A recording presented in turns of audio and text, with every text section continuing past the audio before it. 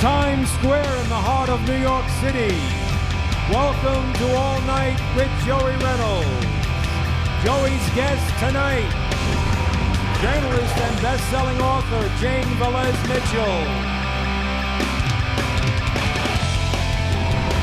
Singer Craig Pomranz. Comedian and storyteller Michele Carlo. Singer-songwriter Gleason. Comic Octo. Comedian Selman. Artist Michele Colavito.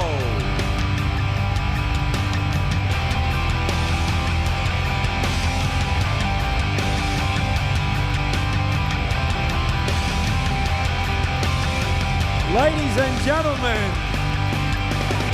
Joey Reynolds. Why are you yelling? What are you yelling about? We're keeping it's the Michele Colavito. Colavito, it's yes. Italian. No, I got you are Carlo Sabatino. That's correct. This is a vowel movement. Yes, it is. You know, I mean, you are Italian. The O's with the O's. Last night we had all the brothers and the sisters from Little Italy were on last night, right? That's correct. We had the wise guys with everybody fighting for Mulberry Street to be a full week of San Gennaro. That's correct. And I would like to make the announcement, which I like making announcements, you know. I'm an announcer. Yes, you are. Primarily. That they have changed the menu over at Lamella. Oh. They are now serving broken leg of lamb.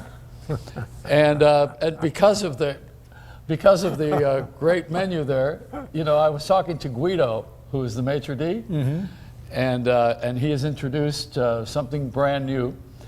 They have, well, in addition to serving the meal, they bring out a little finger bowl at the end, you know, which actually has fingers in it. You know. Not a good routine for Little.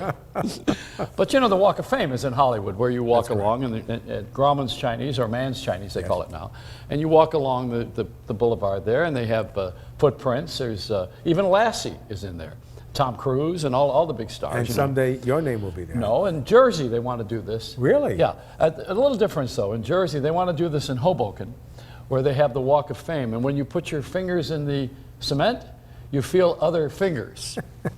It's just a little touch for Jersey. We're digging them up tonight. You know what, I don't want to go there. what things were failing? You know what Les Paul used to do with me at the Iridium? There's a phone call for you. I think there's a call. Tonight I was praying that AT&T would actually work in New York. Now, I want to mention a couple of things also as I am the announcer.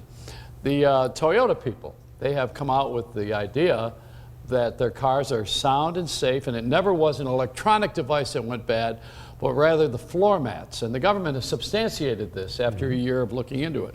The people who looked into it were NASA. NASA did the research, and the government, that department for cars, or whatever it is, the EPA, I think it is. What they did is they discovered that people were having the accidents because of the floor mats. So I was thinking about, you know, watching television every night and listening to radio, that the worst thing that happens in this country is the floor mats. Floor mats. Yeah, the floor mats are failing along with the floor mats. So I think there's a call. There's got must be a phone call for me. Now we have a country that's rationalizes the tits off a boar hog.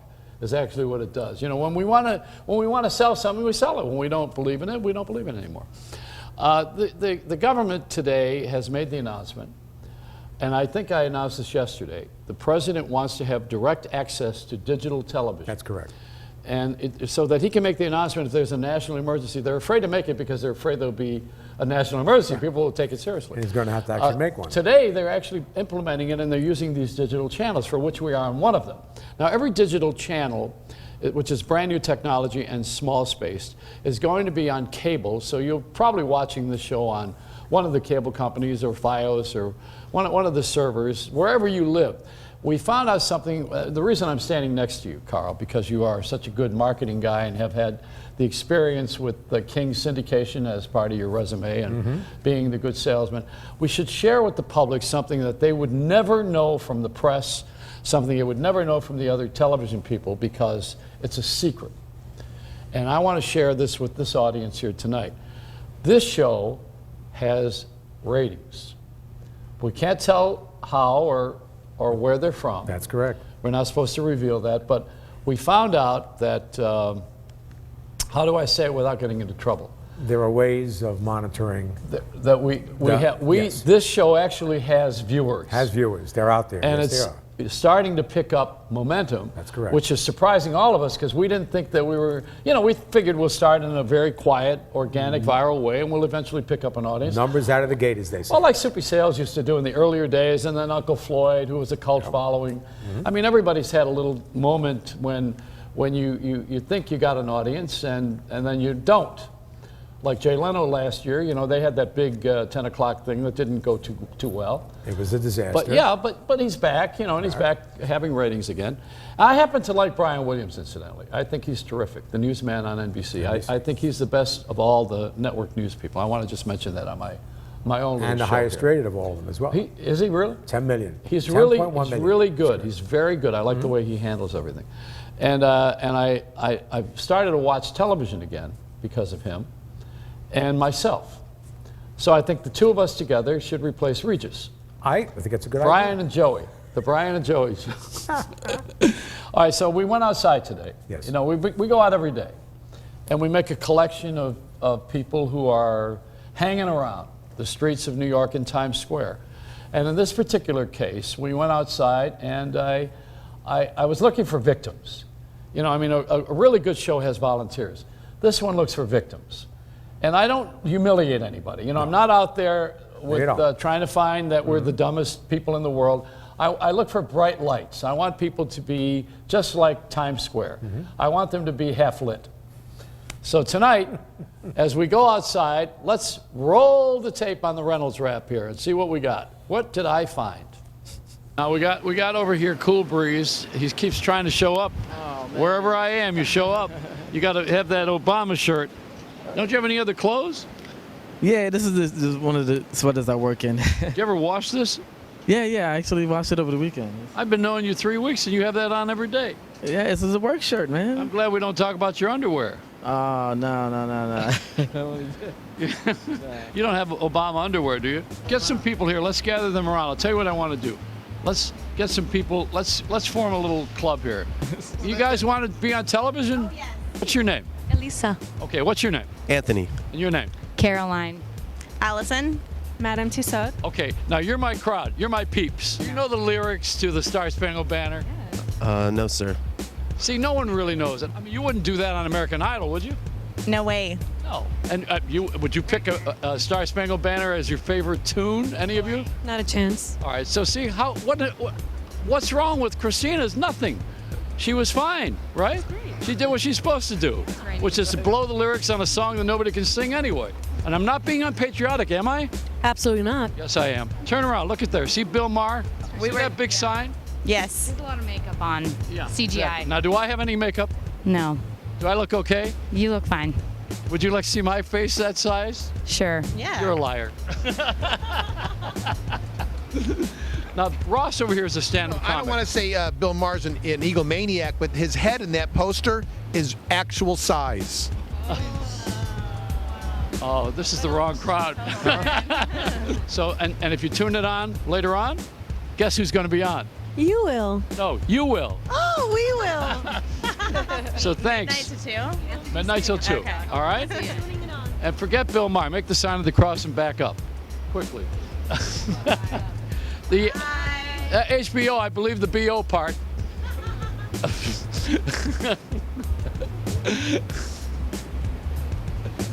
I'm going inside. I got to do a show. Yeah. So I was having a little fun outside. I'm going to go out again a little later on. It's only, I think we become the Weather Channel. That's the only thing about being in Times Square. You feel all the elements. No, we got some great guests tonight. It's going to be a wonderful show, and I hope we can keep you up or down, whichever way you're going. And we want you to be one of the crowd that gave us these great ratings. Thank you very much. We're going to be right back after we take a break and start the show tonight somewhere, maybe underneath Bill Maher's face. Be right back.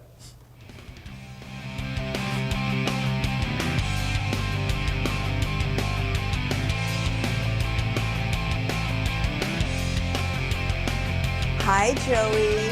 I don't know if you remember this, but tonight is our 1-year anniversary. That's right. About a year ago today, I was on your radio show when you were like down in the Wall Street area. And there was an anniversary show, and today's our anniversary, and I'm going to get to talk to you. Yay!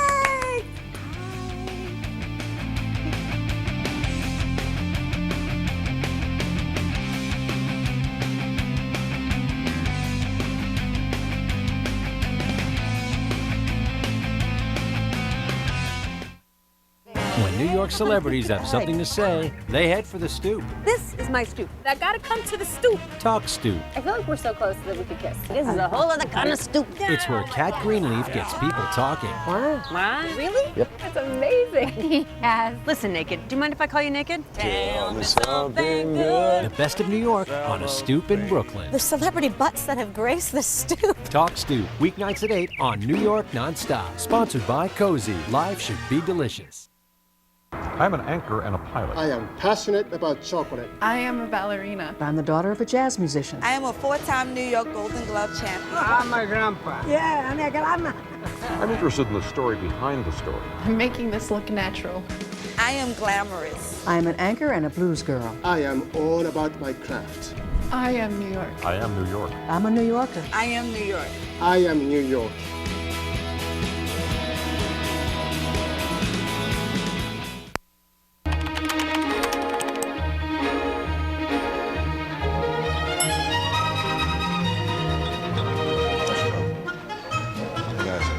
I recommend a steak.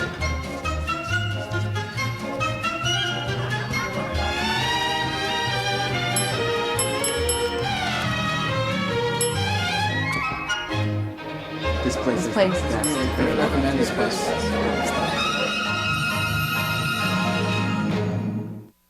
We're all about New Yorkers. LX New York.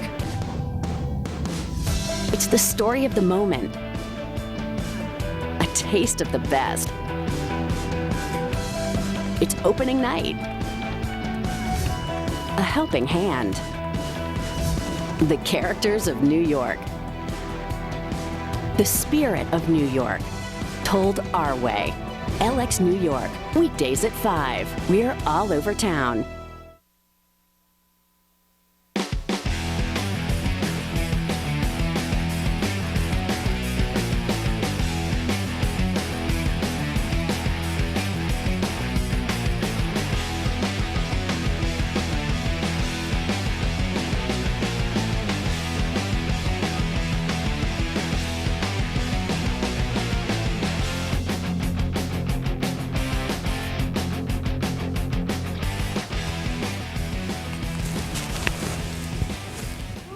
Brian Williams don't wear sweaters. I'm not going to wear one. I want to be like Brian Williams when I grow up. Be like a grown-up newsman on NBC. Get rid of the sweater. Just get me one of those great ties. Those real ties that they wear when they got a $3 million contract. I want to look rich and famous. That's a good way to turn an audience off because the rest of the country ain't. Most people in the country are not rich and famous. Most people in the country are lucky to have Kmart. All right, thank you very much. Which one should I wear, the taxi one or the picture? Should we go the, you like that one because of Obama. This is a newsman, this is a Republican one. The taxi one would be all right because this is, nah. Anyway, these are the things that you do when you have a television show. You know, you start to be like everybody else, which is to have a desk and a tie and a jacket and 12 writers, and you do a monologue and you sit down and you have a band and you make fun of people who have books and movies and plays, and then you wait for the checks to clear. That's all there is to it. And now, how many people do a show like that? Just about everybody else on late night. Everybody does one of those. Jimmy Kimmel included, Conan O'Brien. Does anybody watch him anymore? And, you know, he got us $40 million. Does he care? If you have $40 million, would you go do a TV show? I mean, if I have $40 million, you think I'd be sitting here with this tie? I don't think so. I would be. Did I drop my mic? I dropped my mic here. Okay. We got to get outfitted again. Thank you very much. All right, now let's bring out Michele Carlo here. I want to get dressed for her. Michele is a wonderful author of Fish Out of Water, and that's what I'm like tonight. Michele, come on out here. I'm coming. How are you, sweetheart? Hi, Joey. I'm getting dressed. I'm getting ready for you. Nice to see you again. You too, Can my I get dear. to shake your hand? Most time when there's a beautiful lady, you're getting undressed. Not you, me. So, did you know that this is our anniversary? Kind of, sort of. Was it a year ago that we had you on the radio show? It was a year ago exactly this week that I was on the radio show. And I got to say something. What's that? This is swank. This is totally cool. I know, and I'm wearing a tie. I know. Don't you love it? I don't remember what you were. Oh, I remember what you were wearing a year ago. You were wearing like a white hoodie or something. Well, they don't like it. Yeah. So how are you? I'm awesome. Oh my God, so many things have happened to me in the last year. It's great. It's like a whole what? story in itself. What's happened? Well, I'm a storyteller, right? Yeah. And I ended up putting a bunch of my stories together. I kind of went from the stage to the page, and I wrote a book called Fish Out of Agua, My Life on Neither Side of the Subway Tracks. And it's all stories about growing up in New York City, back when a slice of pizza cost 50 cents. It's the story of a red-headed Puerto Rican, that would be me, and how she found her way, her place in the world, you know, being an outsider and stuff like that. I mean, it's... Well, you know, I live in Spanish Harlem. Wow, what street?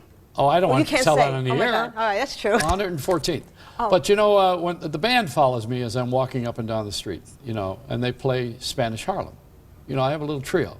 Oh, wow. Yeah. Really? For real? No. No. But both my parents grew up there. My mom came here from Puerto Rico when she was 6, and I can say where they lived because they don't live there now. 103rd, and my dad came from 106th Street. Well, how are things going for you? Are you having success? Are you going to go back to the old country? Am I going back to the old country? That would be the Bronx for me. Oh, I see.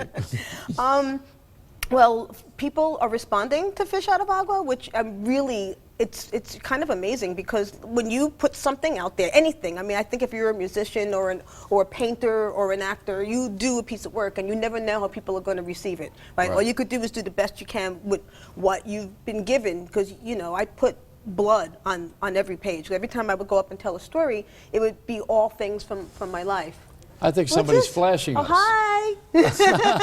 They're flashing us with a flash camera. I mean, you know, it's a memoir, so it's true. These are all stories from my life. Yeah. So, you know, there's some of them are funny, and some of them are like really serious as a heart attack. You know, and there happen to be 3 that go on.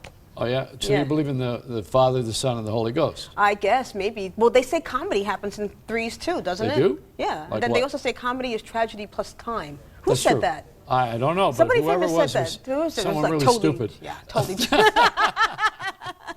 All right, so you're going back to your roots in the Bronx now. Yes. I'm moving you to the Bronx. Okay. Because I grew up there. I was born in Manhattan. I grew up in the yeah, Bronx. but you know, I mean, I like the Bronx. I got lobster from Orchard Beach. Oh, Johnny on the Reef? Yeah, do you have No, that? Orchard Beach, City Island. No, I'm just Orchard joking. Beach. I'm not oh, serious. see, I'm too serious sometimes. You are serious. Lobster from Orchard Beach. Now that's funny. you've risen in the comedy field too. Yes. You have a little bit of a little bit of a recognition. Yes. You're not at Caroline's yet. No. I actually used to do the old talent nights there because I've been a performance artist, Carmen Mofongo, back in the day. But I kind of like became a storyteller because I wasn't really good at set-up punchlines. Well, tell me a story. But I what want I to hear was- one. This is it's a good show for it because people are in bed. Tell us a story. Well, do you want to hear a story about rock and roll? Do you want to hear a story? I want a bedtime story. Give me a bedtime story. You want a bedtime story? Anything.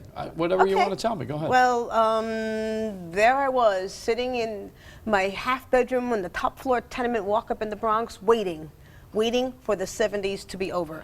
Because on that day, my best friend, Nikki Boom Boom, who had gone away, the queen of the IBTC, which would be the itty bitty, can I say that word in the air? Yeah. Itty committee. Okay, came back wearing her brand new double D cup black lace bra like it was a trophy. And believe it or not, I wasn't jealous because when you know, I know for most people, the female rite of passage is getting your boobs, but when you're Latin, like I am, your body part of choice is the butt. I see. Mm-hmm. And we have, and this is the cheeky little skeleton in our Latin closet, the 5 happy words we have to describe our bottom. Do you want to hear them? Yes. Culo. Right. Fundillo. Like that? Nalgas. All right. Chicho. And delicioso. Culo. Yeah. Culo would be my favorite. Okay. Now, you know, you can say that everybody has a butt, and of course they do. It's just not the perfect Latin butt. You know, not too wide across the hips, yet full and meaty across the beam. Not as high as a bubble butt, yet completely lifted off the back of your thighs. Now, Joey, I want you to close your eyes and picture this. Picture 2 teardrop-shaped globes of firm, pliant, undimpled muscle, each with built-in rack and pinion steering that allows each cheek to undulate separately from each other even when the proud owner stands completely still. And there was no escaping this perfect posterior in my house. I love that. Every salsa album cover had one, and every merengue album cover had 2. My 6-year-old cousin Evie had one. I'm getting the smell of leather. Leather? Men love the smell of leather. Leather and lace. We think we're getting a new car. So anyway, that's one of the stories. All right. And it goes this is all in the fish out of water. Fish out of agua, yeah. Now we got another friend coming out here. You know, Jane Velez-Mitchell is here. Yes, I saw her outside I think before. she's from the Bronx originally. I'm not sure. Really? I don't know. That'd be really cool. Wow. So hold on. We'll be right back with Jane.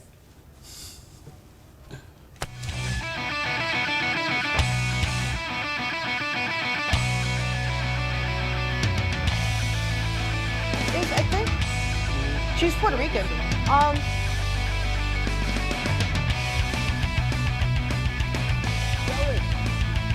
Addict Nation.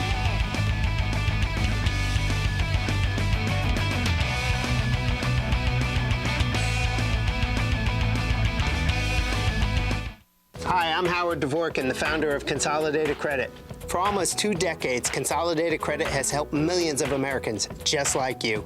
We've helped nurses and doctors. We've helped police officers and firefighters. We've helped homemakers and home builders. We've helped over 5 million people suffering from credit card debt. And now we want to help you.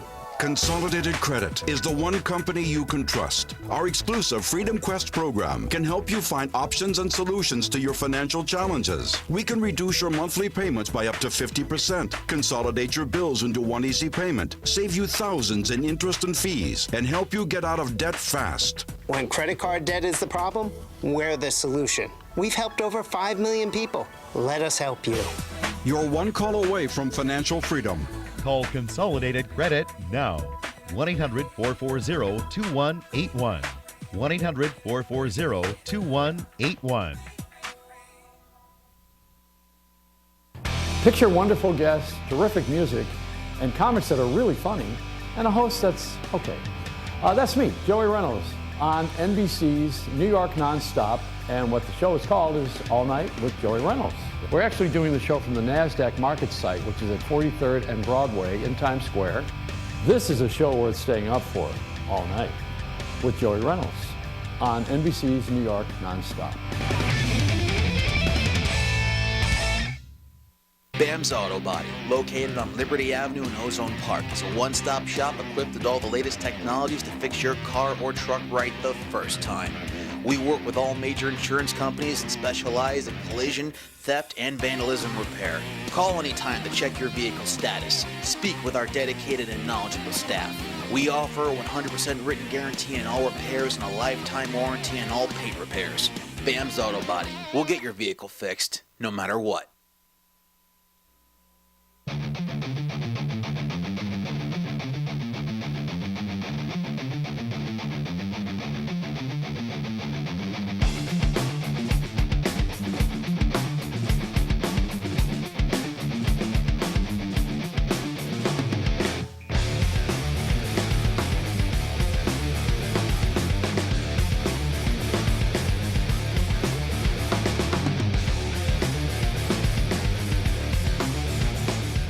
I'm known as Pollo Loco.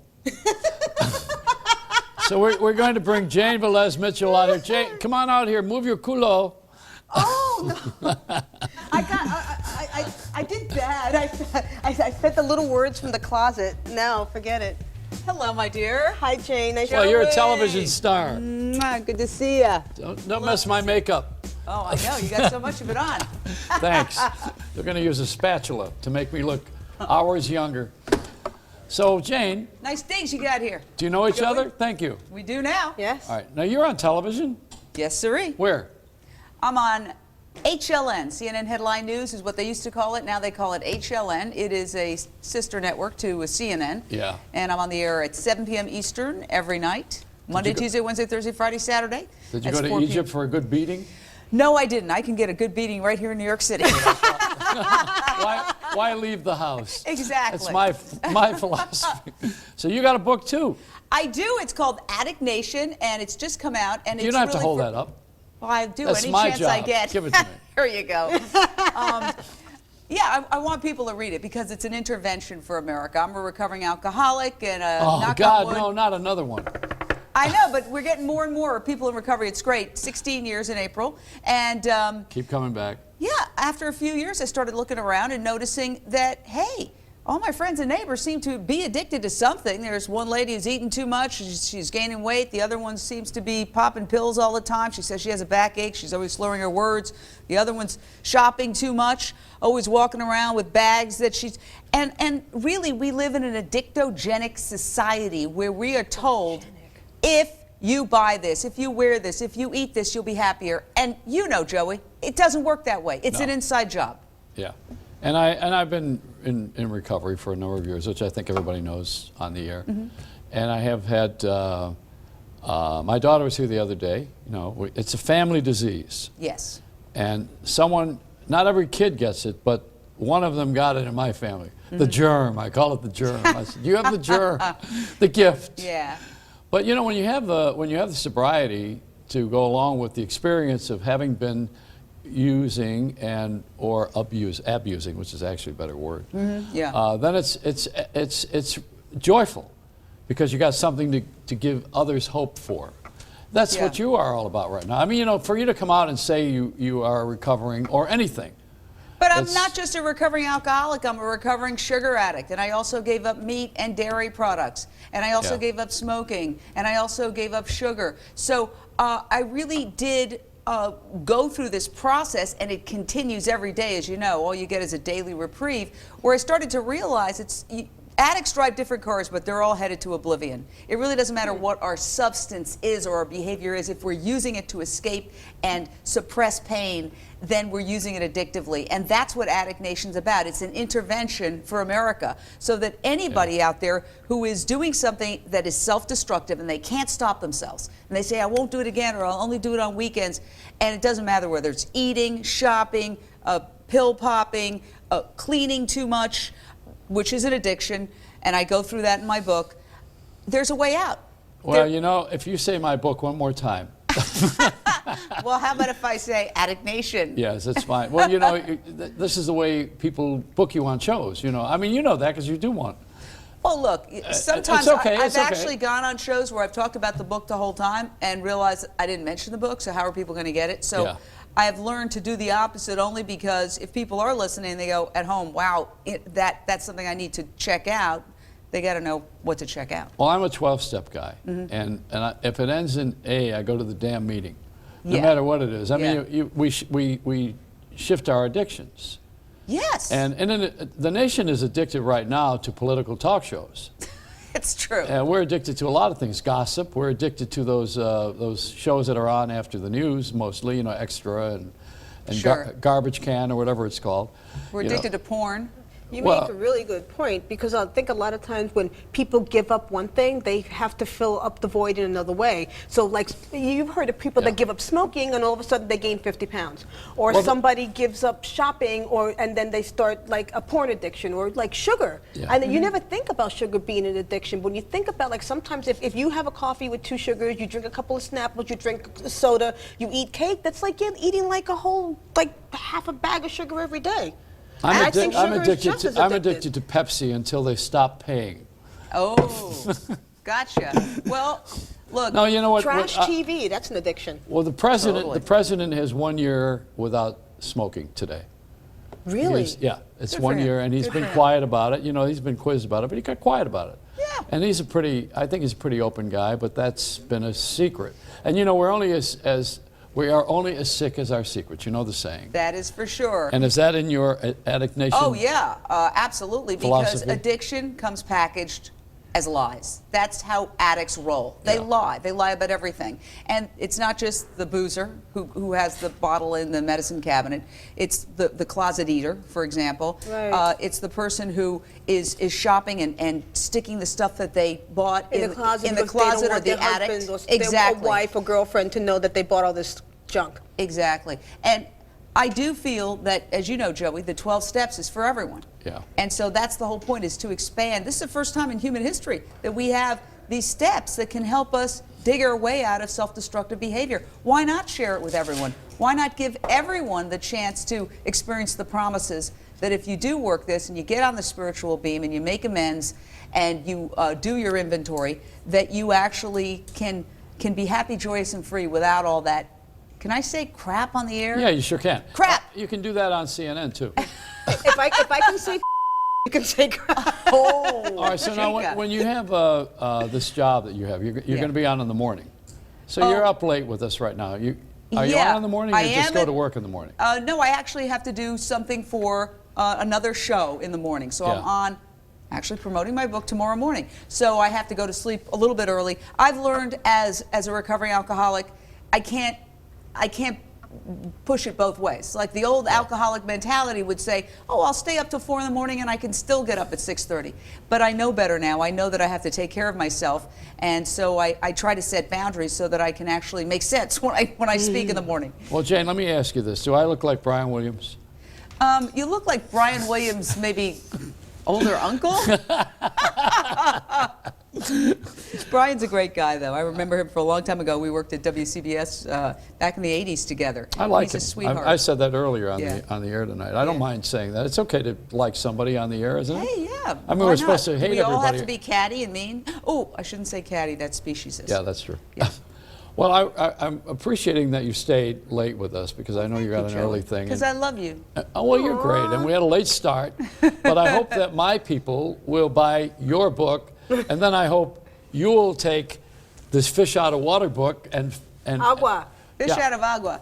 Well, I've been reading it. I was reading it. I was reading it back in the green room, and it's very good. And I love your story and your honesty. Oh, thanks. Yeah. You and I have actually something in common, because you wrote a book about secrets. Yes. Secrets and Murder. I was actually reading some of that today, the whole part about Punkin and Lana and Phil Spector. But the thing that we have in common is secrets, when they come out, it just it exposes everything.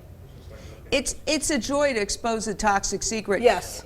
That was my first book, Secrets Can Be Murder, and what I talked about is toxic secrets that lead to murder, and that honesty is always an option. And it was really interesting, because after examining 24 cases and seeing that toxic secrets led to murder in each and every case, I taught myself a lesson, and I realized, well, the lesson of my book is that honesty is always an option, and so that's why I came out as gay. It was one of the reasons that I said, you know what? I don't think that this is an option, but it is an option. Consider the alternative was living in a vertical casket, walking around in a vertical casket. Wow, vertical casket. It did that have an really impact of gives having you a me come mental out. picture. Yeah. That's awesome. That's so glad. It's so cool you did that. Thank you. And we should also mention that Phil Spector is still #1 with a bullet. Still having. Oh, ouch. He was doing that for a long time. There's this book called Please Kill Me about the punk rock scene in New York City, and there's this interview with Dee Dee Ramone talking about they're at Phil Spector's house when they're doing End of the Century, which is when did this come out? Like 1978, and they were in Phil Spector's house, and he had a gun, and he had the Ramones hostage. I remember that. He also shot a gun off over John Lennon's head. Yes. Yes, I read and John that Lennon too. had some clever response like, please, Phil, I need my hearing. Whatever you do, don't shoot that off too close to me. So he had and it's so sad because history. tragically, but this was something that Phil Spector was well known for, was terrorizing people with guns. Crazy. And he is behind bars right now as we speak. Huzzah. You hope. He is. Well, I heard that he's up for parole. Really? So is Charles Manson. Well, he complained to the parole board. he's in solitary confinement, and he didn't like the company. That's pretty funny. That's pretty Thanks funny. for being here tonight, girls. Ladies, excuse me. Happy anniversary and happy Valentine's Day, Joey. I have my Brian Williams' uncle, huh? Well, I won't be seeing you for a long time. Come on, that's a compliment. Distinguished. You're distinguished. Thank you, Jane, and thank you, Michelle. You're both very wonderful friends, and come back, okay? Anytime you Thanks, want. Joey. Thanks for staying up with me. Thank you, dear. I'd still like to sleep with you. Ooh, whoa, that's, I'm not on that team, so I think we'll have to let that one We'll be right slide. back Maybe with- in another incarnation. Be right back with Phil Selman.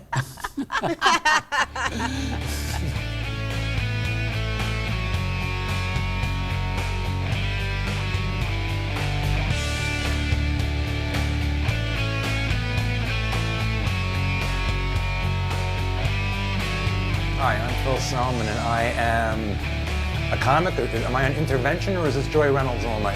What show am I on here?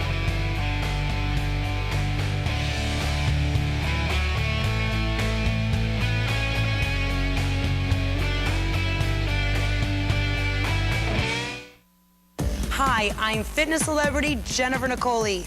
And if you're busy like me, then stay tuned because I'm excited to share with you the most innovative piece of exercise equipment ever. Introducing the Ab Circle Pro, the fastest, easiest way to have the flat washboard abs and the sexy V shape you've always wanted. Are you struggling to lose those love handles nobody loves? Now there's a machine so advanced, it targets your entire core, upper, middle, and lower abs, and even your obliques, all in one circular motion as it aerobically burns fat in just minutes a day. The secret is the Ab Circle Pro combines cardio and abs to burn fat, while its unique friction-free track uses the momentum of gravity to target your entire midsection in a full circular motion, firing your core like no other machine has ever done. You'll firm and flatten your stomach in just weeks, not months. We guarantee it. Best of all, it's fun and easy and takes just 3 minutes a day. And watch this. Simply remove the pin, and the Ab Circle Pro becomes a fat-burning bun and thigh machine. On the Ab Circle Pro, I lost almost 3 dress sizes in a few short weeks. With the Ab Circle Pro system, I've now lost 60 pounds, I feel great, and I'm one hot mama.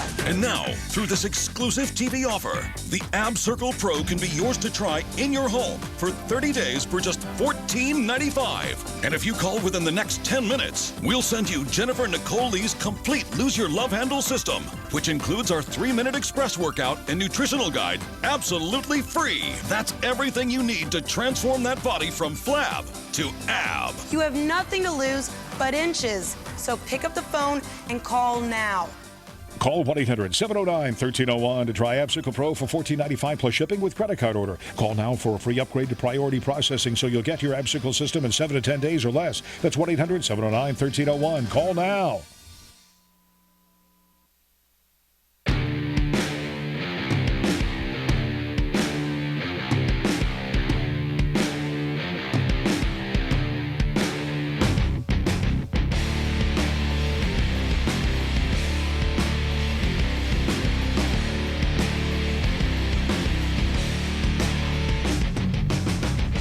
After last night's show, we had some great entertainment after the show. We did a whole set with the Uptown Band about Frankie Valli and the Four Seasons and all of their hits. I even got up and sang. Is my hair like Conan O'Brien tonight? Yeah, I got that little peacock thing going, right? That NBC peacock. I guess he doesn't have the peacock cut anymore. He's just gone to a pigeon. We got some people coming out here who are pretty interesting. Craig Pomranz is a great singer, and he's going to be here in a little bit. But let's bring Phil Selman out here first of all. Phil's a guy who aggravates me, and we like to have people who aggravate the host because it's a banter back and forth. But now that Phil's taking that slow walk, come on, Phil, speed it up. How are you? Sorry to keep you waiting. That's okay. You know, it's a long wait. When Well, you're people out don't there. realize that hallway that starts in Brooklyn. That walk right there. It's not far enough away right there. You know, it's a. Well, you know what a pert walk is, right? Oh, what? A pert walk? No, I don't know what that is. Well, that's when you're going to jail. Oh. And they got the guy with those beautiful designer orange coveralls on. Oh, and the hand and those little those bracelets. lovely Tiffany bracelets. Yes, yeah. yes. So they're taking the guy for a walk along the Pert. Mm. It's a pertinent walk. Okay. I think. I don't know why they call it that. Like a Shawshank Redemption kind of thing, Yeah, basically? that's it. Yeah, you find a Lovely. big word Yeah, okay. for an ugly scene. Yes, yes. And so the guy goes to the tank, you know, I mean, he's done. He's got a fork in his butt. Yes. Turn around and see it. So how you been, Phil? Very good, very good. I'm I had a fine time a couple of days ago when I was on here. I'm very pleased. I watched it. It's very nice. Yeah. You know, and then Myra contacts me. We'd like you to come back. And then she started sending me questions. Have you ever had an addiction? Are you in recovery? And then I'm being interviewed. Is it an intervention here? What's happening here?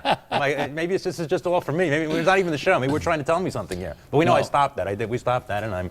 Well, you know, the girls were here, and I talked to them about their Hispanic backgrounds, and then we went into an addiction thing. And I didn't want to drag you into that because I didn't know if you wanted to be open about being a lesbian. Of course. Well, she was a lesbian. You were hitting on her. She's a lesbian. She said that. Are you sure maybe she just didn't become a lesbian within the last couple of minutes? I don't think I'm in a conversion. You could be though. You're magical. You're magical on the TV here. Am I that guy? That's right. You could just be changing. Make straight people gay? Yeah, because I thought she was talking about her husband, but then her husband might be named Barbara. Then I better stay out of Chelsea. Well, I don't know. I don't think you can do anything right there. We may even, maybe even Bill Maher will actually even be cordial. Maybe the picture. Maybe that picture will become a nice picture even. Well, you know what the show's all about, don't you? Yes, I know. It's all about 2 hours. That's correct. No, I mean, you got to do something. What are you going to do when you're sitting here? We're not arguing politics. No, nobody wants it. How many shows? We got to have channels devoted to that. Nobody wants to hear that. And I'm a suit now. I've got to be like everybody else with a suit and tie. You know, I mean, the comics never wear this kind of. No, this is they keep saying you're wearing a t-shirt and jeans. This is my style here. I will put on a tuxedo when there are thousands involved. I'll wear a suit if there's 8,000 involved. But this is television. I'm doing a TV show here. You know, this is the way I dress here. Well, why do all comics wear that? You know, there's always the brick wall. That was the thing from the Improv. Right, the fake brick wall and the. Yeah, and you guys always wear jeans and a t-shirt and say, "Hey, man, you know, everybody's into that." We want to appeal to like everybody. We want to appeal to like every man. We don't so want it's to a common man's look. The common man's look. Well, then why do we all wear suits and ties on the late night shows? Why is everybody dressed up? You know, I mean, I love David Letterman. He's in an Armani suit every night. Well, but even your common man who puts on a suit if he has to go to a funeral or a court date. Well, that's true. Right? So that's what it is. You know, it's why do I dress up and you? Because you're the host. You got to put. You're purveying the image there of the host there with the tie and the jacket there. You got to look the part of the host. Tomorrow night, I'm going to wear I have a black T-shirt. You should start wearing a black T-shirt and jeans there. I think it'll change the whole face of talk. Yeah, I mean, I got to get back into casual. I was wearing my sweater, and they didn't like it. You know, nobody liked. They voted against my sweater. Can you imagine that? The upper management people voted it off. The sweater police, they didn't, no sweaters? Well, like all of a sudden, you know, it's 4 degrees out and they're worried about a look. Oh, I'm always in a T-shirt. It's like 0 degrees, I'm wearing a T-shirt. Yeah, but I guess you're okay with it, though. Right, I mean, because it's got nothing to do with making you unfunny. Right. But when I put on a tie, all of a sudden I become brilliant. And I put on a tie and I'm not funny. Is that it? As I said, I feel like I'm against my will. I'm being brought somewhere I don't want to be under the circumstances of, as we talked with the Pert Walk possibly. When you're coming into court or whatever there, I don't want to be wearing the tie. Your mother and father, do they want you to dress up for your act? No, they don't. They want me to just get a job. If I had a real job, they would be happy. I don't care how I dress. When's the last time you had a job? When's the last time I had a job? A real job? Yeah. A long time ago. You can't remember? I can't remember. A long time. Do you know what it was? Yeah, it was like waitering in a restaurant. Oh, but nothing. But I was fired because, you know, with my charm, you know, you can't. It's one thing when you're insulting people on a television or, you know, on the stage, but when you're serving them and insulting them, it doesn't really go over as well. No. No. Wasn't there a 2-drink minimum on that? No, I was actually like a waiter, like serving, you know, food service, or, you know, working in an Italian restaurant. And they don't want shtick? They don't. Not really. Well, they did. They do want sometimes want shtick, but they didn't. I was actually in a costume character. I was Groucho Marx, where I painted on the eyebrows and the mustache. And then when they did away with that, and I was still insulting people, then they fired me. You came here and insulted me. I think you're funny. But it's a little repartee, though. It's never, because you're on the radio show, you would always like stick me. I would be in the corner. It wasn't even television, and you were hiding me. So I said, you were putting him in the back. It's radio, and you were hiding me. I said, this guy doesn't like me. And then I ate the cheesecake with my hands one time, and I was never returned back again there again. That's not why. I wasn't sure right there. That's what it was. I said, oh, he didn't use utensils. He's an animal. He's got to leave. Then when you started hiding the food, and that's why I said, they're telling me something. I'm not wanted here. I never had the food from you. And then it's funny because with the radio, you know, you hid behind the console and people didn't really interact. Now, because it's TV, now you have to like shake people's hands. I guess Maybe you kiss a lesbian every so often. Well, or, I do that all the time. I did that at the radio show. Come you on. never shook my hand when I went on the radio. There was never any physical contact when I came on there. I remember I came with your book and you didn't even want to sign it. I paid for it. I asked you for your book and you gave me that Living in Joe's World book. Oh yeah, well, he was here last week. I saw, but you didn't give me your book. It was a Joe. At least it was a book with by a Joe. It would have been. If it was a Bill Maher book, I wouldn't have taken it. I'll give you a Kindle. Okay, all right. You'll like that. I'll be pleased with that. All right, so we got Craig Pomranz here. He's going to sing. You know him at all? I met him. He's familiar. I think I've actually. He's another guy I don't touch. Okay. He'll be out here in a minute. You be careful. He may become a lesbian if you. Oh God, here we go. So Phil Selman's here. Where are you working? I want to give a plug at least. I'm doing a 50th birthday party this Saturday at the. Is that it's very sad. It's very sad. I'll be serving and insulting people. No, they make more money with the parties. The comedy clubs are done. They're not. The comedy clubs don't really. They're just not. They're not happening as much anymore. I make more money when I do private stuff, like conventions, private functions where I come and insult the boss. The comedy clubs. Unless you're Bill Maher, you're not. He doesn't like me anyway, so it doesn't really matter. Bill Maher, he never liked me. Did he ever do stand-up? I knew Bill Maher before he was. Before he got on TV. Before he was on TV, and I'll probably be like, I'll probably be disintegrated. He's got so much money, I could probably get killed when I'm walking across the Times Square. The sign will probably fall and hit me or something. We're gonna take a break, and then Craig Pomranz is gonna come out here and sing a song. He's a good guy, and you'll like him very much, Phil. I'm sure I will. Don't make fun of my tie, but I'm going to wear. I thought you stopped drinking my tie. We'll be right back.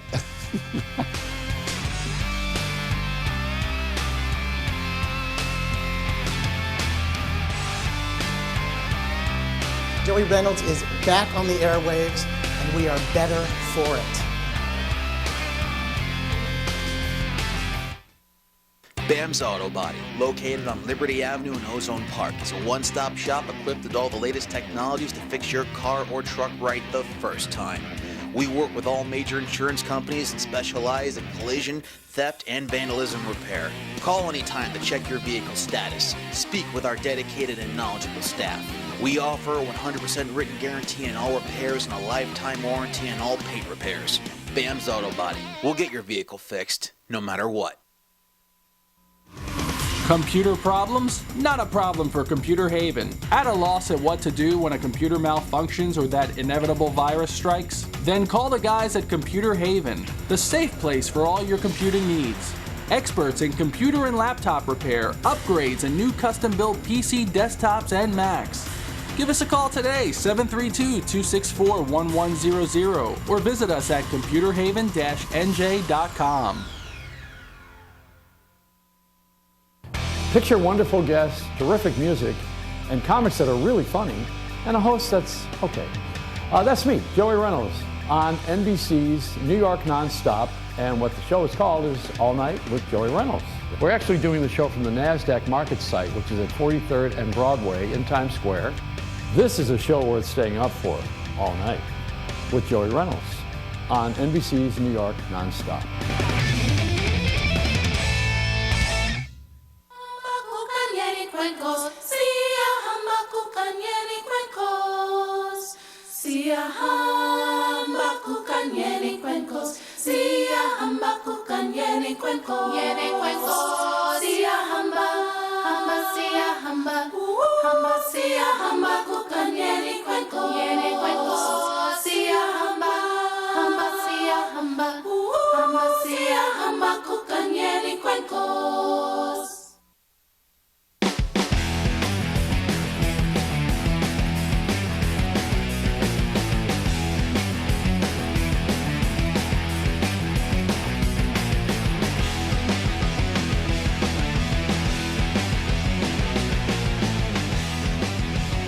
One of the real surprises on our show is to have great artists, and maybe you don't know them to be regulars on television or on the charts or in Vegas. You don't see their name on the marquee, and maybe you don't know this guy here, but many of us do.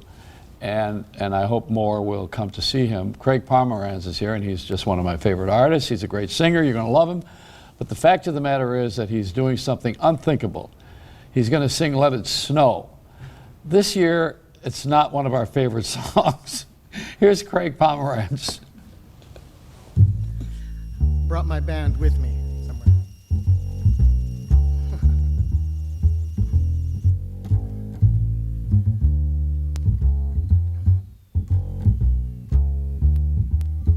Oh, the weather outside is frightful, but this fire is so delightful.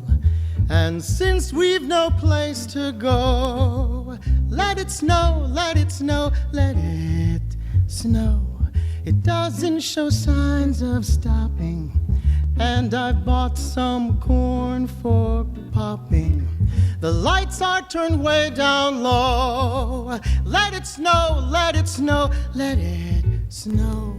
When we finally kiss goodnight, how I'll hate going out in the storm.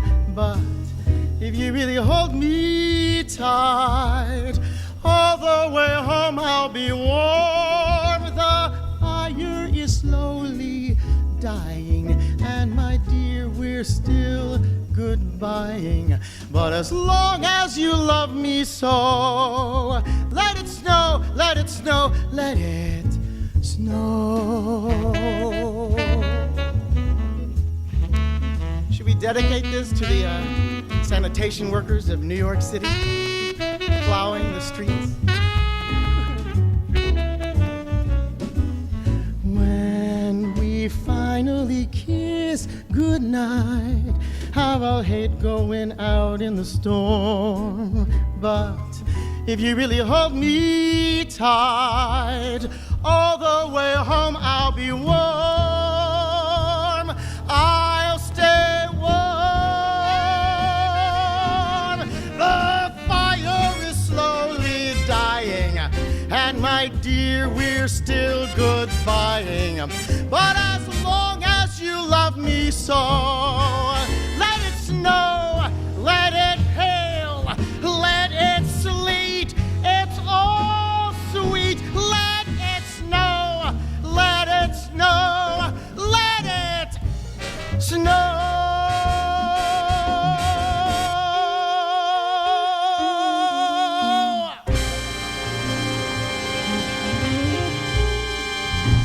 Oh, that's great. Craig Pomranz is his name, and he's at the Metropolitan on Valentine's for the Valentine's Day gift. That'd be a great time to take a date. I mean, you'll get some action if he's there. We're going to be right back again, and Craig is going to join us, and also Phil Selman is with us. So you go get yourself a Diet Pepsi or something to the max, and then come back, all right? We don't want to lose you, because the ratings are good so far. Let's keep it that way. We'll be right back.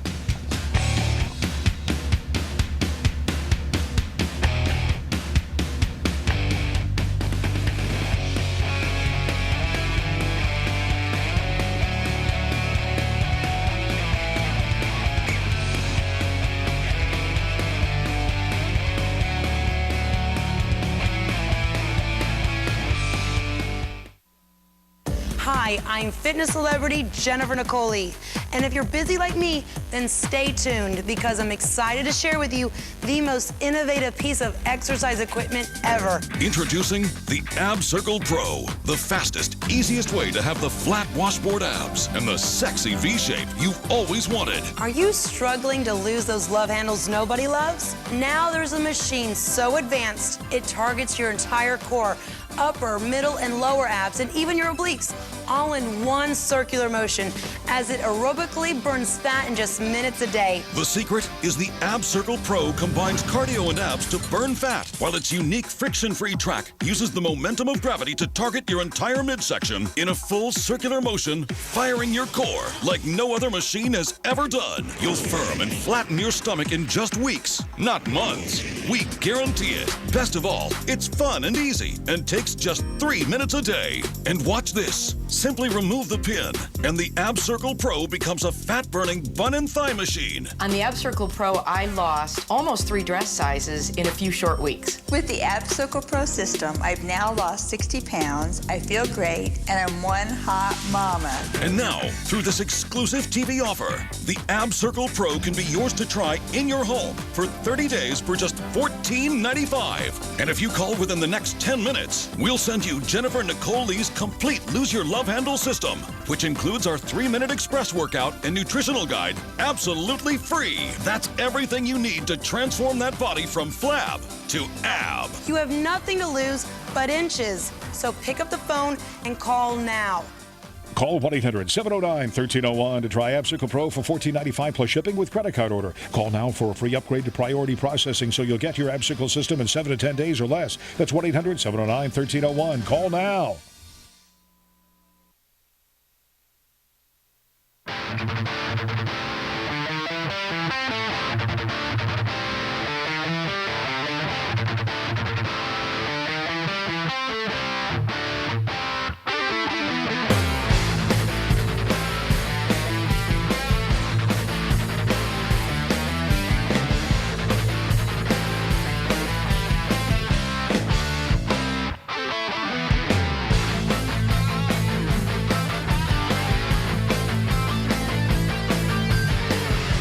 Got Craig Pomranz is singing over at the Metropolitan Room, which was the Gotham Comedy Club, and they shifted. They went from comedy to error. to music. And Craig is great. He's a great singer. And when Phil was there, you were a comic at the Gotham, right? Yes. Mm-hmm. And they switched over to music. And you were the last singer. I was the last singer at Caroline's when Pee Wee Herman opened for me. Yeah. And then because Pee Wee Herman was such a huge success, then they turned it into comedy. Well, he had a sexual. And that was down in Chelsea. Was it a sexual scandal? Is that what you'd call it? No, not that. Indiscretion. Sexual indiscretion. Hold on, look at me. I didn't have a hand in it. So, I loved that guy. I thought he was great. I wanted to see the Broadway show, and I never got a chance. I wanted to have this show on the air in time to be able to help promote it, because I think he's great. Really unusual. Really, and really unique. He's a unique person and very talented. I like him. I'd like to have him here as himself. Has he ever done that? Absolutely. I mean, he's done movies. Without the Pee Wee Herman thing? He was like in the Cheech and Chong movies. Yeah. You know? Remember he was like in the Cheech and Chong He works as Paul Rubin. Yeah, I like him. I like him very much. Now, you know, the show on Broadway that's having a hit that shouldn't, probably, is Spider-Man. Because, I mean, it got bad reviews from everybody, but people are paying to see it, and they can't believe it's bad, I guess. I just wish they wouldn't call it a musical, call it a spectacle. Then I think that's great. It's a big spectacle, and you should come and see it. But don't say it's like a Broadway musical. I don't think it's, it doesn't live up to that aspect, which is why the reviews are what they are. Well, people are coming to see it because of the spectacle and also because of the accidents. Right. Well, we're thrill seekers. I mean, that's the sick part. That's the dark part. I think people would really think that something might. I have this little theory about the Indianapolis 500.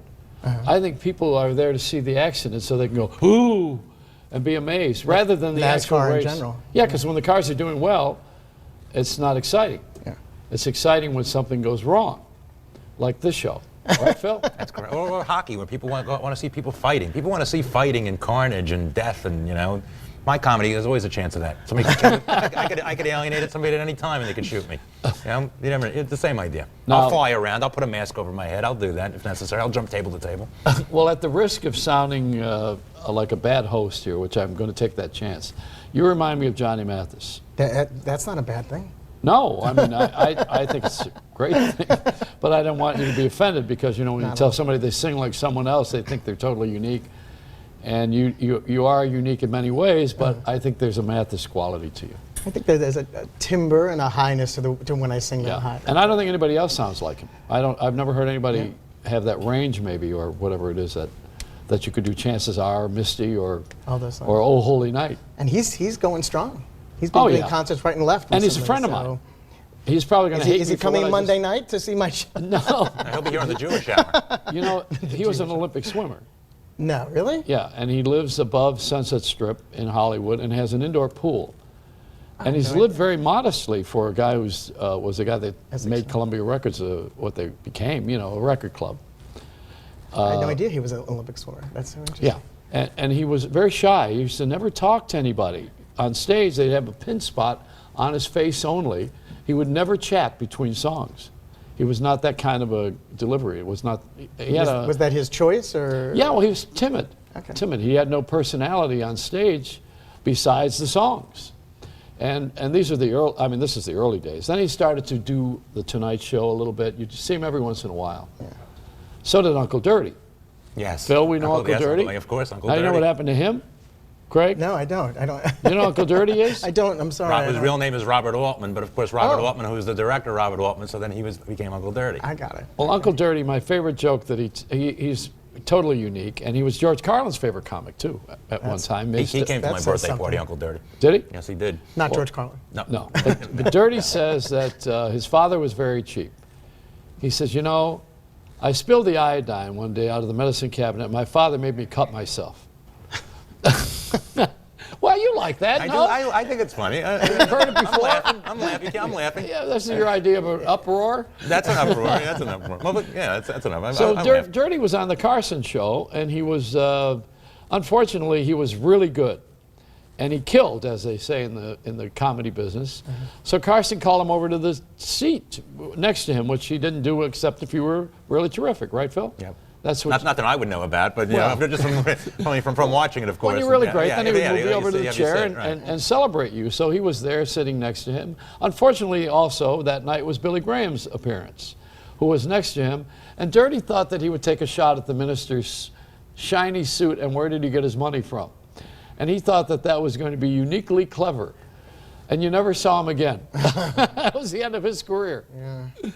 So, you know, that could kill you. Mm-hmm. You can't make fun of Joel Osteen. I mean, you don't want to be picking on ministers, do you? No, it's hard. Religion, you can't. You know, my mother is a born-again Jew for Jesus who visits serial killers in prison. I'm a disappointment. We're going to take a break. We'll be right back. Craig Pomranz, you'll see him at the Metropolitan Room.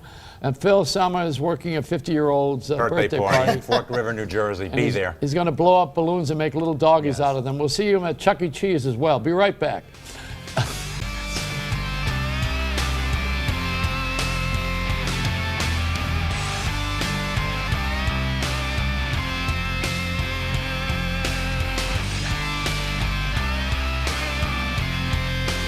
Jim, I thought they'd have scallops in the buffet. It's pretty insensitive. You have an octopus and there's no scallops in the buffet.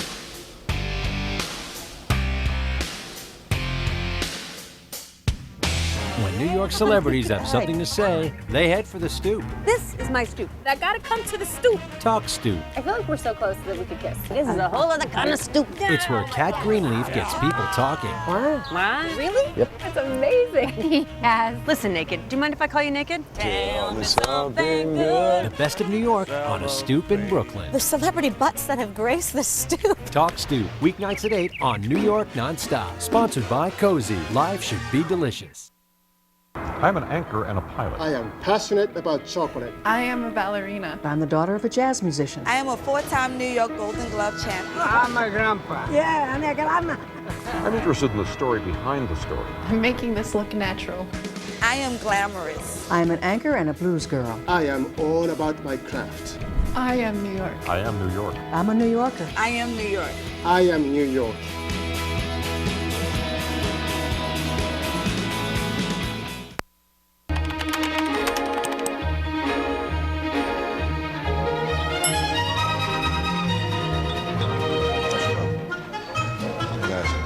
I recommend a steak.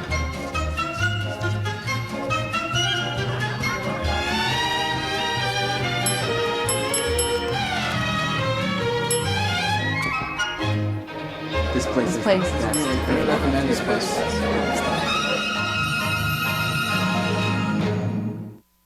We're all about New Yorkers. LX New York. It's the story of the moment. A taste of the best. It's opening night. A helping hand. The characters of New York. The spirit of New York. Told our way. LX New York. Weekdays at 5. We're all over town.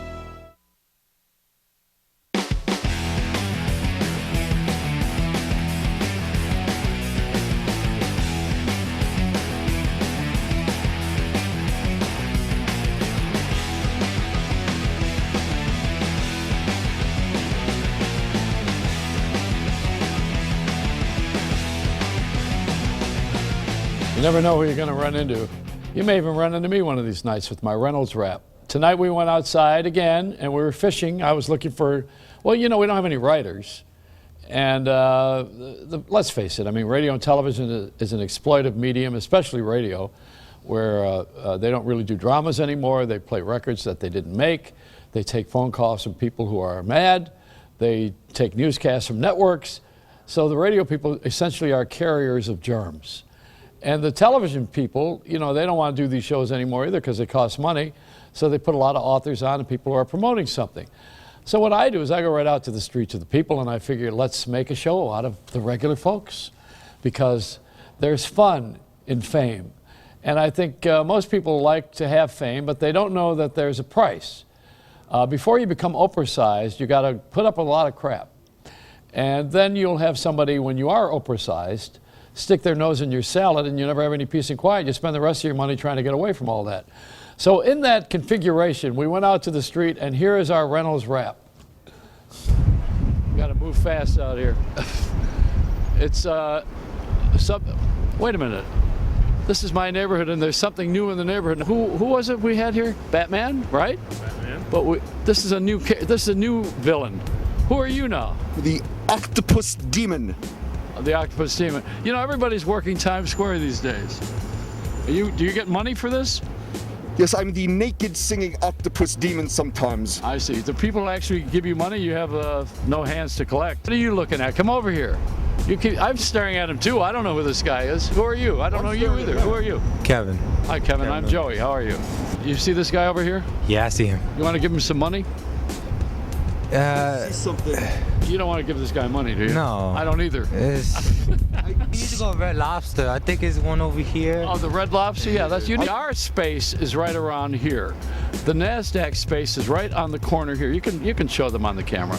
That's our space there. But right across the street is the Walgreens thing, and as we moved into the neighborhood, every night they get progressively brighter. I think they put more and more lights on, trying to block us out. We're having like a war with Walgreens. Come on, be on television. Joey Reynolds. There you go. What's your name? Maria. Maria, where are you from, Maria? Italia. Oh, I'm Italian, so that's good. Wonderful, welcome here. Well, actually, I have many tentacles, so I could hold many baskets. Yeah, well, you are seafood, aren't you? Yes, I prefer oysters. Now, where are you from? Where most seafood comes from, Central New Jersey. Yeah, sure. All right? Non compriamo. Well, that's good. We like that. We like people who don't understand English. Because here in New York, we like your money. Vacanza. That's it, yeah. Ciao, un bacio a tutti. Ciao. Ciao, have a nice day. We're going to grab some people who are actually eating. Now, look at here. Hi. So I thought you was asking us a question. Is this all I about just want to tell you all about me. Okay. All right. What's your name? My name is Sonia. I've had enough. What's your name? Sean. Okay, Sean. Nice to meet you. It should be about you. You're right. Okay. You know, television talk show hosts are the worst. Okay. Aren't we? Definitely. Thanks. Do you need a heavier Are jacket? you going to be on TV? Are we going to be on television? You are. Oh, Tonight. we are? Really? Tonight? Get home. What time? 12 to 2. See, you weren't paying attention. You're not going to punk me on this one, right? No. Okay, no, this is for real? You're doing it yourself. Well, I'm came by myself. I'm going to look to see myself on TV. All right, good. So tonight you watch yourself on television, then she'll be suing me tomorrow. All right, you guys, I got to go inside. Stay warm. I have to get some makeup on. Oh, okay, yeah. I got to look hours younger. Too cold. I don't know why we do this. So, Phil, what are you thinking? I want to. Is that the guy who impregnated the Octo mom? That's what I want to know. We're going to bring him out here. All right, I'll ask him. Are you looking find forward out to this? I Imagine a guy spending all this money on that costume to come out here and be a freak. I think he must have at least spent like $3 or $4. He better get at least get his money's worth out of it. So what's his name? Octoman? Is that it? Octopus Man? I think. All right, here he is, Octoman. Come on, bring him out. Octopus Demon. And oh yeah, and he's got someone with him too. Tina Krause, right? Hi Tina, how are you? Oh, now we got something to look at. How are you, Tina? Yeah, how are Good you? to have you. Wonderful. Good. Hi. Welcome to the show. Hey, Mr. Reynolds. Thank you. Remember last week you had the guy from Patsy's on? Yeah. And he brought his nice catered food. We're from Cheap Jersey Video, so this is our version. No name Diet Cola, store brand potato chips. Cheap Jersey Video. This is our version of what the guy So we're going to Patsy's eat ShopRite potato chips. That's right, baby. We're getting the store brand. But they're crinkle cuts, look. And we had some casualties with the soda, so don't open them up unless you want an explosion. They use too much glue. So we're gonna have chips and watch your cheap movie, right? That's what we're But gonna you're a do. beautiful girl. I mean, what are you doing hanging around with this animal? I love my Octo. It's Octo over here. Stop touching me. So what are you thinking? From a distance. I don't even think I can even say it at this hour what I'm thinking. No, it's not a Japanese flick. I have a question about you humans. What's that? Well, you know, like, it could be a young girl grows up, she becomes a young woman. And she could meet a young man, and he may deflower her. Once that happens, is there any way that she can again become flowered? You know, maybe if she eats some of these these ShopRite potato chips and drinks a lot enough ShopRite soda, they can get flowered. I think if I were high, like in the old days, he probably would really be funny to me. Yeah. I'm high now. He's still not funny. But Hey, I got the mayor's wife in my pocket the one time from the show. So this is unbelievable. I got to put up with this tonight, right? We had a first-class show with big ratings. What happened, Phil? We went from the person who wrote a book to addiction to somebody in a cape and a suit on there with a mask. Can you imagine people actually staying with this thing for 2 hours? Yeah, I can actually. You'd have to be in upper management. Yeah. I was wondering where they're going to commit suicide. Just exactly where do they pull the plug on this thing? Last week you had Danny Aiello. This week you have on us. I don't know. I think I'm going to eat chips. All right. So You need more than chips. your name is what again? Tina Krause. See, I'm getting like Joe Franklin already. Yes, my friend. Yes, my friend. All right, come on, have some chips. Oh, the crinkle Tina, cut. You want a crinkle You're cut? not going to have a body like that eating these crinkle cuts. You're going to have to feed me, because these are kind of arthritic. This is all fake. It's all injected, you I know? love it. So you're in a movie now, right? No, I'm kidding. It's Are you in not this film? fake. No, I'm in the film, yes. It's a TV show. Well, It's a TV show? Yeah, like Jersey Shore gone wrong? Gone way wrong. It's actually all over Jersey, and it's on Manhattan Neighborhood Network. It's on public access. It's Octo Petrushka's Moonlit Cinema, and we have original short comedy horror stories that we present, and then Octo and Petrushka do the host segments. I see. So you're vying for a television career, is that it? Just making people So you're going to laugh. exploit me now to get this. Oh, hell yeah. Sure. Oh, yeah. We have that film? We got a copy of it? Oh, now do? we're in big All right. trouble. Or is it? There was a show where we had a story about a health freak space alien, and this is the follow-up host segment after the story's over. All right. Well, what's it called? Well, the story was called The Message from the Cosmos, but the show is Octo Petrushka's Moonlit Cinema. All right. So we're going to see a clip from this, right? You guys ready with that? All right. Here's the clip. Time for a filet mignon dinner. On the side, a baked potato smothered in melted butter. No. You will have healthy seaweed.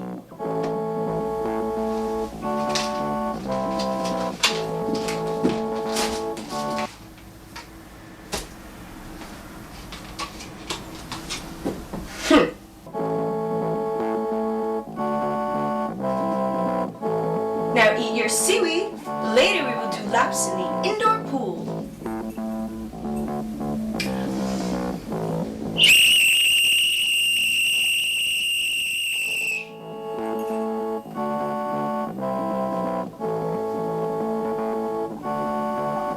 For the next show, we hope to have some quality in the story writing. As for dinner, we should only have award-winning cuisine.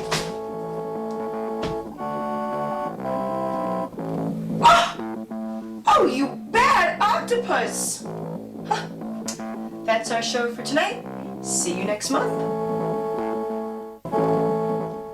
Oh, all right. You know, they don't make enough chips for me to watch them. Or we should at least put some dip. Well, I I was hate- going to be on the show. I hate that character that you have. I hate it. It's a muffled sounding, very bad plaster But job. I've cut out the mouth since then, so it comes out better now. Yeah, good. I've corrected that. Cut out the speaking too, and that would make it So, better. you know, the fact of the matter is that people are making their own iMovies now. Uh-huh. Oh, yeah. They're holding a phone and they're making films. Everybody's in the biz. Yeah. Everybody has a talk show or a film they're making, or they think everybody's a photographer. But you know what? To tell you the truth, Yeah. I give I'll you let you- credit for it. Because if you can make a complete ass of yourself on television, like I do every night, You can be somebody. Actually, I want to wear that tie you had on before. You can have that tie. I'm going to give you that tie. Where is that thing? I'll give you both of them. Yes, can I have the Have you done any films? Have you done any films? Yes. What have you done? Yes. What else? I've done The Thirsting with Mickey Rooney.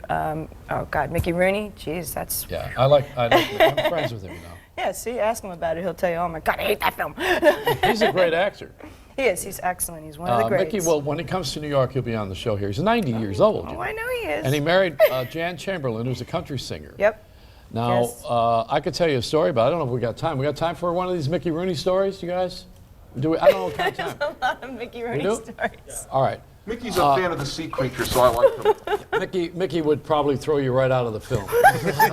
Let me tell you. He's actually shorter than Tina. Let me tell you about Mickey was the #1 movie star in this country during the war, and he did a series that was an MGM movie, and it became a whole series of movies. And he was also Elizabeth Taylor's friend. He did National Velvet. I think he must be in that. I might be in that. Anyway, the fact of the matter is that I got friendly with him years later when I worked in Hollywood, and his wife Jan and I did a cooking show with stars out of his house, and in Westlake at the time. What happened was Mickey was on Broadway doing Sugar Babies with Ann Miller, and he won an Oscar for. He won an Oscar, an Emmy, and a Tony all in the same year. Nice. Remember Bill, the television show Bill? It was Yes. about a retarded guy. That was Mickey's film. And it wasn't Black Velvet, it was Black Stallion. That was the one he did. It just all comes to me now. So Mickey was making about 10 grand a week for the movie for the show for Sugar Babies. Be so lucky, right? Yeah. And I'm in the kitchen cooking, and I used his Oscar, the one from earlier years, as a doorstop. And he came home and caught us. Oh. And he flipped out. I said, well, what are you mad about? The Oscar's taller than you are, you know. But he was really mad at me for a while. When you see him, he'll tell you about that. You don't want to make him mad. You know, you use my Oscar for a doorstop. But you know, he was a great guy, and everything he does well. Yes, he really is a great actor. I mean, you got to know that about him. Oh no, I know. And he even did Finian's Rainbow, where he sings, and you know, he's a terrific guy. He's excellent. And I'm glad that he's speaking to me again. He's not mad. Still not mad about that. So what are you working on besides this Madman show here? Broadway actresses on my show here. They're lining up to be on. You got anything else coming up? Yes, I do. I'm working on a movie called Pass It Baby. We're probably going to shoot, it looks like the end of April. I got a couple of other things coming up. I'm writing something right now. It's called The Sundowners. Yeah. It's more like it's an action horror film. It's going to be pretty decent. I think I'm going to wind up shooting that in Michigan. So you like these horror films, right? Do you like Twilight? Do you like any of the Dracula? Yes. Well, you know, my daughters, I have 2 daughters, so you know, I've gone through the whole 3 of the films so far. Okay. And I got into the whole idea of transporting, you know, where the vampires move along real quick, and yes. And now the wolves are in it. You know, we the got wolves. Yeah. Next we're going to have sea creatures. It's amazing. So Aaron Gleason is coming up in just a minute, and if you get rid of this guy, you might make the Oscars. Oh my God. But you got to dump the octopus. Well, if I do, right, you won't ever come to my place and use it as a doorstop. And frankly, Phil is That would be very good. much like him because he's got his tentacles out for you. And I just want you to know, I'm taller than the Oscar. We'll be right back. It's All Night with Joey Reynolds. Shamefully, you know, I'm just ashamed of this product tonight. But you know what? Well, you're eating the chips, I noticed. I know. I'm down to really binging. Welcome to All Night with Joey Reynolds, the only right show back. with the Full camera circle. on moonlight.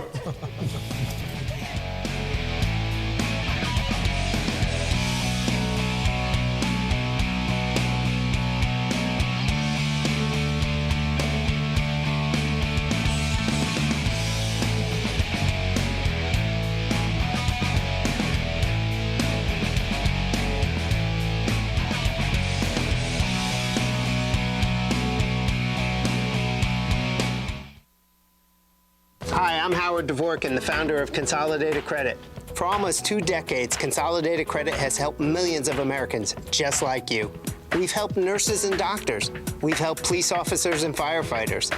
We've helped homemakers and home builders. We've helped over 5 million people suffering from credit card debt. And now we want to help you. Consolidated Credit is the one company you can trust. Our exclusive Freedom Quest program can help you find options and solutions to your financial challenges. We can reduce your monthly payments by up to 50%, consolidate your bills into one easy payment, save you thousands in interest and fees, and help you get out of debt fast. When credit card debt is the problem, we're the solution. We've helped over 5 million people. Let us help you. You're one call away from financial freedom. Call Consolidated Credit now. 1-800-440-2181. 1-800-440-2181. Picture wonderful guests, terrific music, and comics that are really funny, and a host that's okay. That's me, Joey Reynolds, on NBC's New York Nonstop, and what the show is called is All Night with Joey Reynolds. We're actually doing the show from the NASDAQ market site, which is at 43rd and Broadway in Times Square. This is a show worth staying up for all night with Joey Reynolds on NBC's New York Nonstop.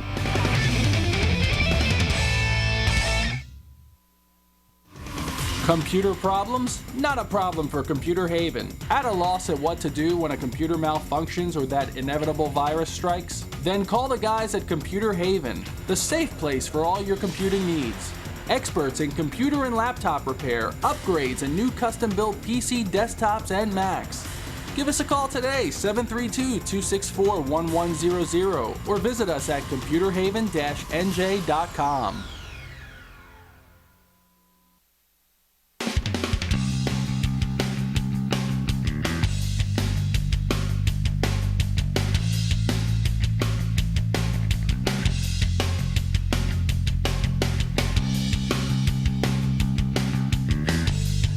I started the show tonight with bragging about how great the ratings are, and I think tonight we just tanked.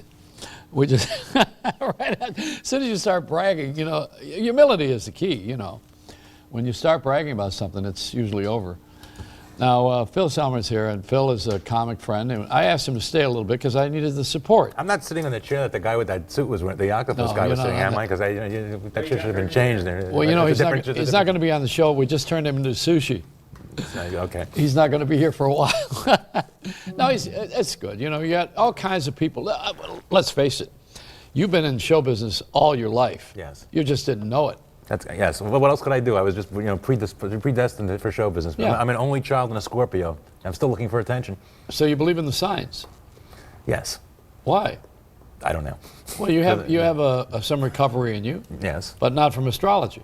No, the astrology. I just like to say because the people that are into astrology get really upset with Scorpios. They get like they run, and so that's why I like it. Well, I'm a Cancer. Then does that make me anything besides? I only know about Scorpios because I'm a Scorpio. I don't know about I don't know. I think the guy with that could have might be Cancer right there. I'm not sure what the what sign was that right there. I think he might have it. But that somebody tuning in late at night, that's what they want. They expect to see something like that. They're saying it's in the balance there. I wonder. You know, I mean, we sit here every night. We're in Times Square, and as you know where we are. Right. And people are gathered around from all over the world, and they look in the window and they're watching what's going on. Except it's 4 below zero most nights this winter, or else it's a storm or raining or something. You know, we're at the mercy of the elements right now.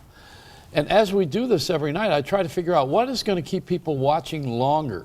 What would really keep them watching the show? What would keep them on? What do you think is going to make it? Hot women. I think hot women is, and we did have that there because when a guy, when you have a really pretty girl, the guy could be wearing a stupid outfit like that because it was it's acceptable because the girl was very cute. Yeah. And she had nice potato chips. Did you ask her about something? I didn't ask her about it. I didn't. They were crinkle cut. I don't think I could. I don't mean that. I'm Jewish. I don't know if the crinkle cut is acceptable there. Well, you're a funny guy, and I think comedy helps you get women, doesn't it?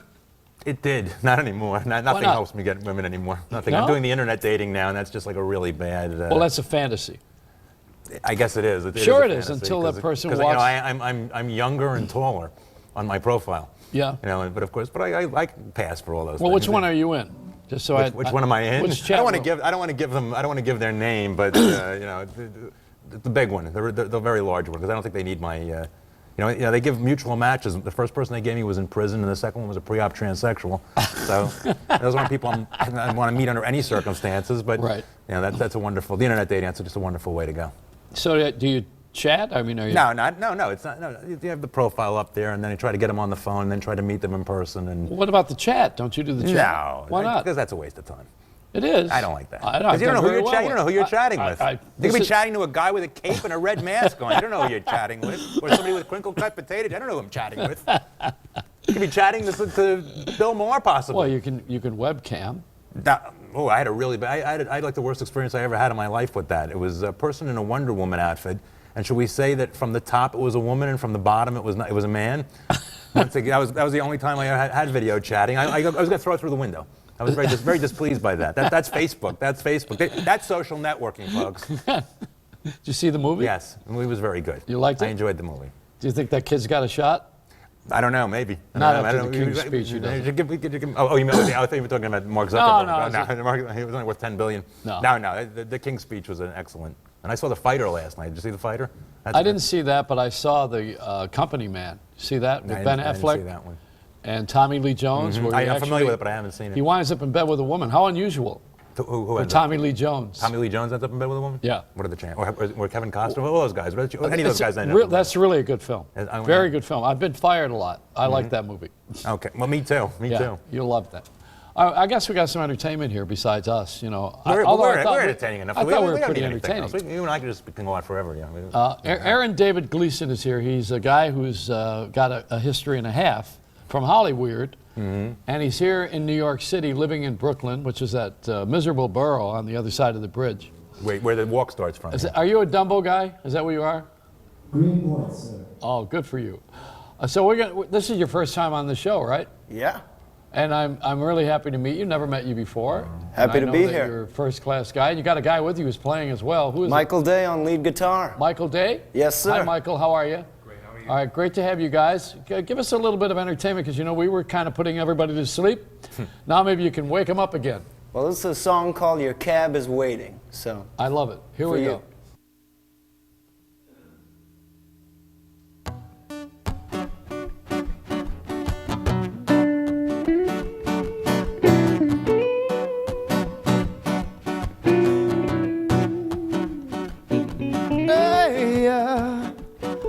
Took one look and I knew couldn't save or be saved.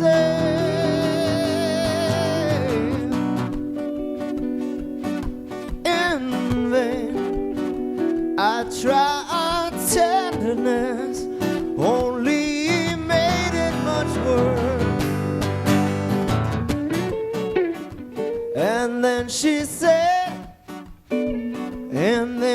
said goodbye.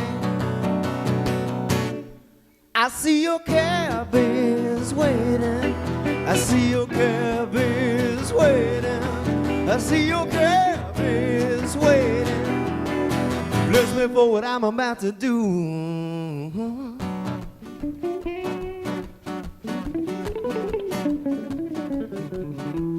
I wanna get my baby back.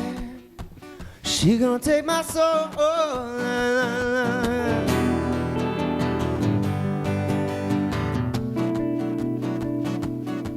Hey, and the closer I got, and we never once, and we never once, and we never once fought.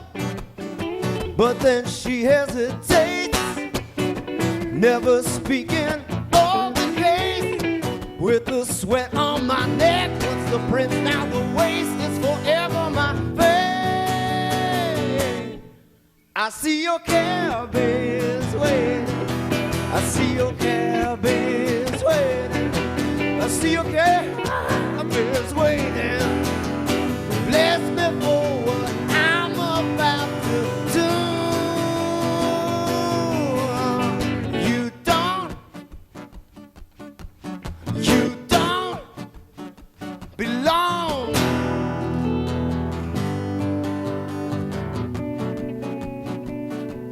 No, you don't. You don't belong here.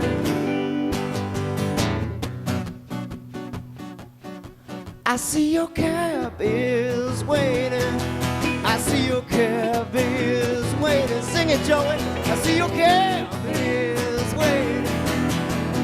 Bless me for what I'm about to do. I said, I'm gonna get my baby back. She gonna take my soul. I see your cab is waiting. Bless me for what I'm about to do.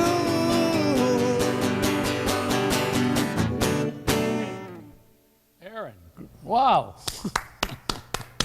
Wow, this is the applause. You know, we only got us here. Aaron David Gleason. It's really a pleasure because you play the kind of music that I like to make out to, which is probably a problem. Too much information, but I know, I'm that rolling is too with much. it. It is too much information. It's You're late. right. You don't want to hear that. It's early. Late. Oh, for some of us, it's too late. All right, we're going to take a break. You guys come and join us. Sit over here. We'll be right back. Joey Reynolds is my name, and fame is my game. But if you get real famous on this show, then you've done something wrong. We'll be right back.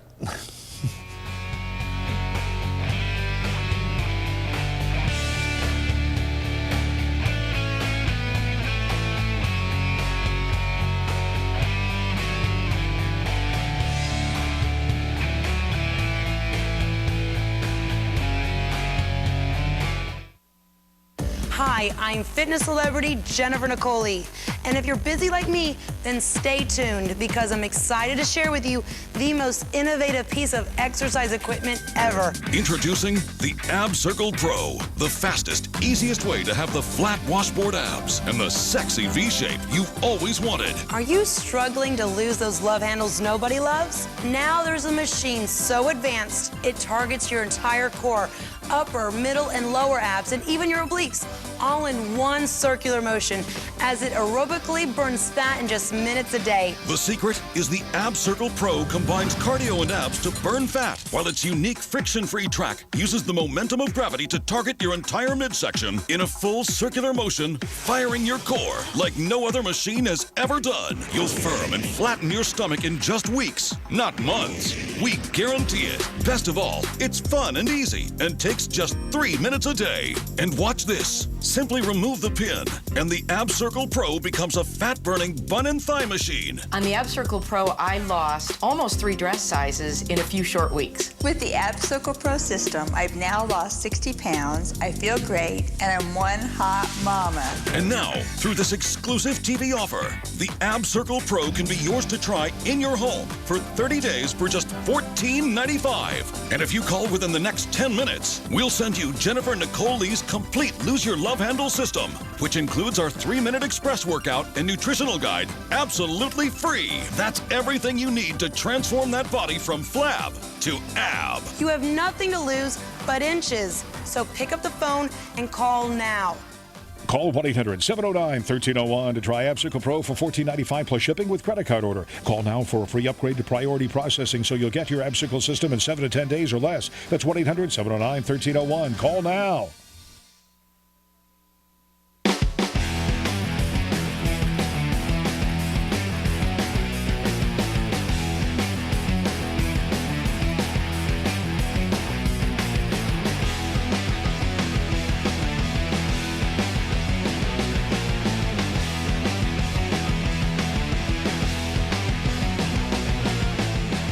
Michael Day is with us. He's played the guitar along with Aaron Gleason.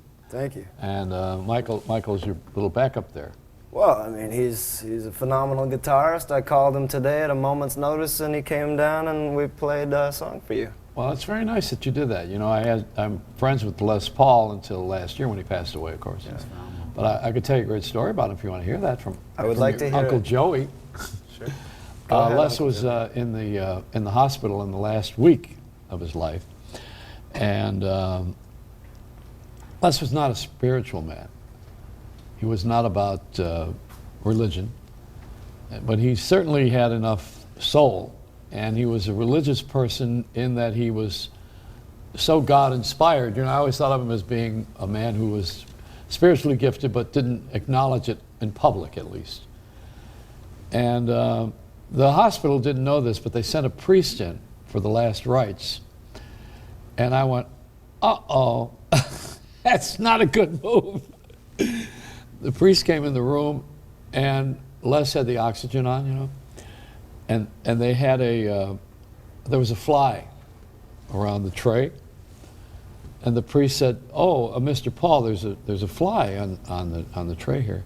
You know, in other words, he was going to go over and swat it. And Les said, "He wasn't here before you got here." So I thought, we're in trouble with this guy. this priest is going to feel it. And then the other thing that happened was President Bush at the time had honored him. And Les lives in Mahwah, New Jersey, which is close to President Nixon's house. And when he was defamed out of office, Les and President Nixon became friends in New Jersey. When Les was honored at the White House with President Bush, they had a formal dinner and gave him the Honors Lifetime Achievement Award. And afterwards, he claimed that he went in the kitchen and had a peanut butter sandwich with President Bush, and they were such good friends after that night. So he, I would say with that, probably was a Republican unannounced, I would say. And while he was in the hospital dying, his son Russ came in and brought a picture of Obama playing a Les Paul guitar with an open shirt. And Les took the oxygen mask off and says, "You know, I think I'm going to have to like the son of a bitch now." Nice. Those are his last words about him. He was quite a guy. I mean, quite a guy. And of course, Les invented the electric guitar, that which you weren't playing one, but you have one. Well, he was playing an electric guitar. But not a Les Paul. No. So I do own one. Yeah, he owns several of them, I believe. Do you? Mm-hmm. They're heavier, right? Very heavy. Yeah, because he had what he called the log. You know, the log is one. Mm-hmm. And B.B. King had Lucille. That's why they call the club Lucille over there at 42nd Street, because that was the name of his instrument. Do you give your instrument a name? Yeah, my guitar is named Jazzy Jeff, and mine is Barbara Butter. His or is just Babs. Babs. Well, we should tell everybody that your uncle is Monty Hall. He's my grandfather, but if you want to start a new rumor, maybe that's the way to go. Your grandfather? Right. Well, he's a little older then, I thought. You know, he's doing quite well, actually. Oh, he's a spring chicken. Great host. So you don't have the television bug then, huh? Where am I right now? No, I mean to do a hosting of a show and game shows. Want to switch seats? Well, no. Okay. Not really, not yet, because I'd have to play, and you know I can't do that. But you do it real well. You play real well. I heard you singing Moon River earlier. It was good. No. Yeah. That was a voiceover. #1 with the bullet. Rats in the Attic was your big. Yeah, no. Rats in My Room. Rats in My Room. Yeah. Oh. Now, are you able to do this in public, or are you just hanging around TV stations? So we go to see you somewhere? I'm playing at Pianos on the 24th of this month, which is February. So you're playing guitars at Pianos? I'm playing guitars at Pianos. Yes, it's a conundrum, but you'll have to come to the show and figure it out. So where is Pianos, if you want to give a shameless plug here? It's on the Lower East Side. I don't know the exact address, but I'm sure you can. Was it on Ludlow Street? I'm sure this woman knows, you know, don't where stop it is. the crowd. Oh, okay. Is that bad? No, everything goes here. What are you kidding? Yeah. All right, so you're playing at Pianos, and when is that? Saturday? On the 24th. Oh, that's next week. A week later. Yeah. Yeah. Sometime. Well, you don't care. No. You live in Brooklyn. You're disoriented. Disoriented, yeah. But Joe's Pub, have you played there? No, but I'd love to play That's there. a place He's for you. played there many times. With who? Who'd you play with? Dan Torres. Yeah. Good That's a old really Dan. cool room because it's built for people like you who have no real format. You know, you just want to be very, you want to go all over the place. And you can in that room. Yeah. Right? I guess. Well, I do it here. Okay. You know, this is like Joe's Pub. I'm Joe, and this is my pub. Oh, Joe. Nice There's to guys meet you. behind us dancing now to I get know, on television. I know. They want to be noticed. Have you noticed that? Mm-hmm. Well, you guys, I really would like to do another song if you've got time. We would be So honored. let's hang out a little bit and see if we got For time, sure. all right? If we don't run out of time, you get up and do another thing for us. Yes, sir. Do you have a record album? I do. Well, you want to have a website? Everything's online these days, so you All right, can. so what's your site? Aaron Gleason. AaronDavidGleason.com. AaronDavidGleason.com. That's right. All right, well, thanks for being here. Just hang in there for a minute. Thank you. We got to do some business, you know. Okay. And don't forget the payola. Right. We'll be right back. Joey Reynolds is my name, and you can make all. Thank you. Yeah. Good. Love that. Yeah. We'll be right back.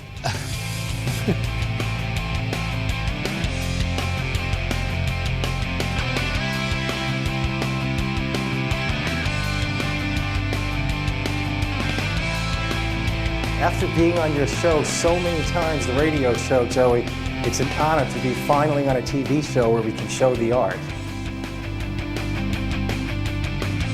I can't believe it. This is the third time this month my PC crashed. The last crash cost me $2,500 and they only restored a portion of my data. You should check out this new online backup software called Desk Protect. I can easily recover from a crash at any time. Desk Protect?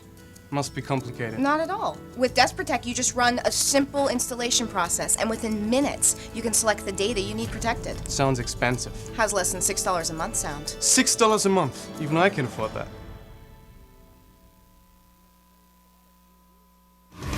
Computer problems? Not a problem for Computer Haven. At a loss at what to do when a computer malfunctions or that inevitable virus strikes? Then call the guys at Computer Haven, the safe place for all your computing needs.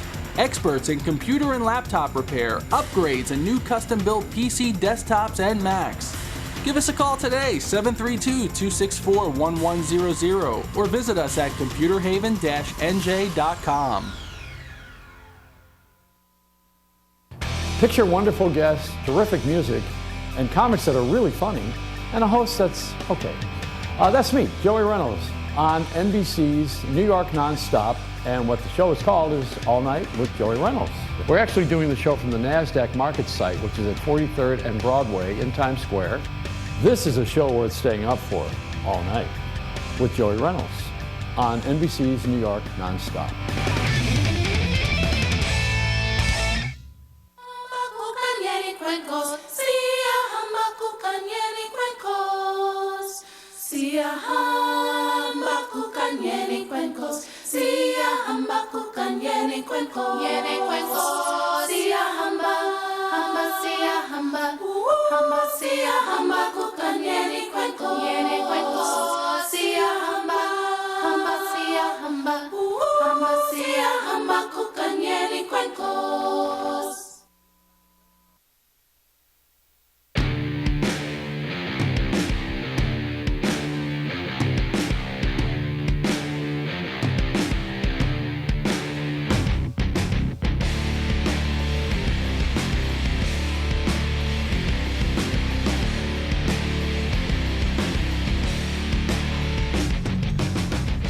We've been booking all kinds of offbeat people on the show, and not because they're offbeat, but because there are so many people who don't have exposure. And we try to get them on the air before they get arrested.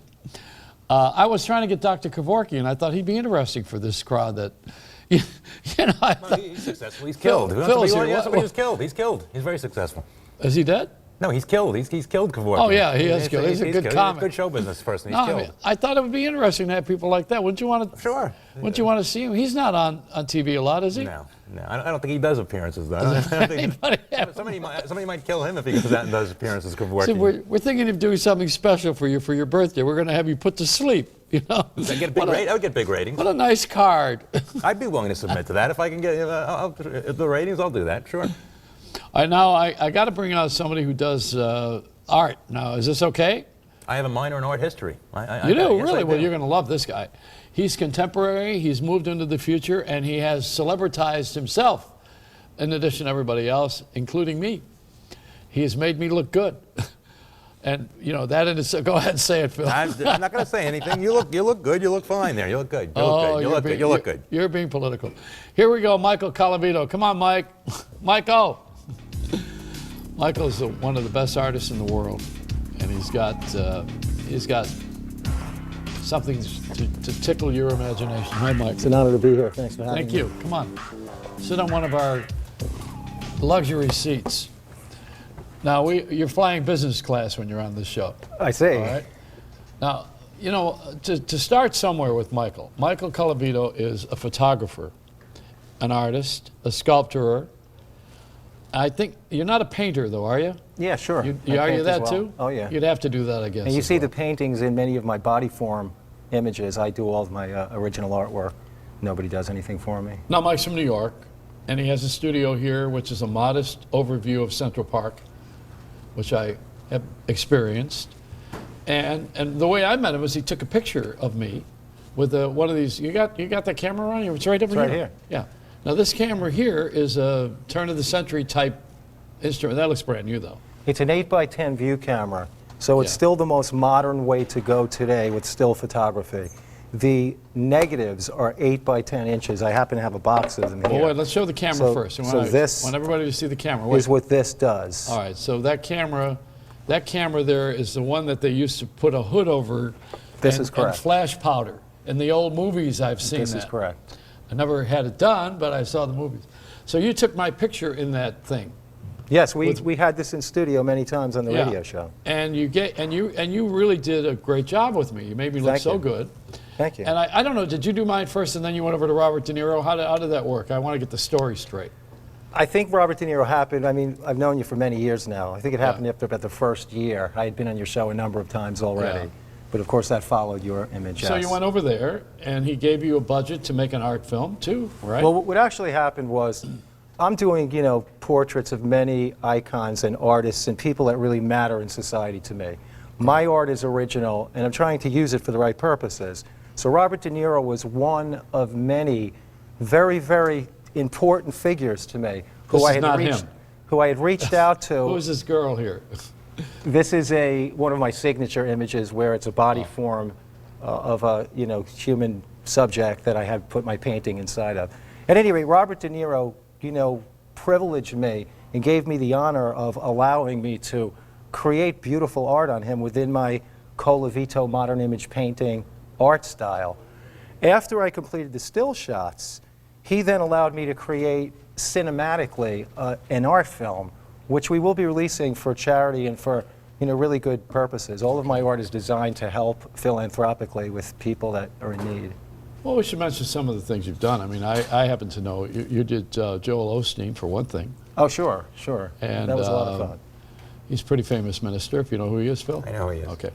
And Bikram Yoga. Exactly. You did his thing, candid shot. Nobody's ever done that before. What was wonderful in both of those cases is that I really created something, as you saw, that really mattered, because these are prominent, iconic legends in their own right.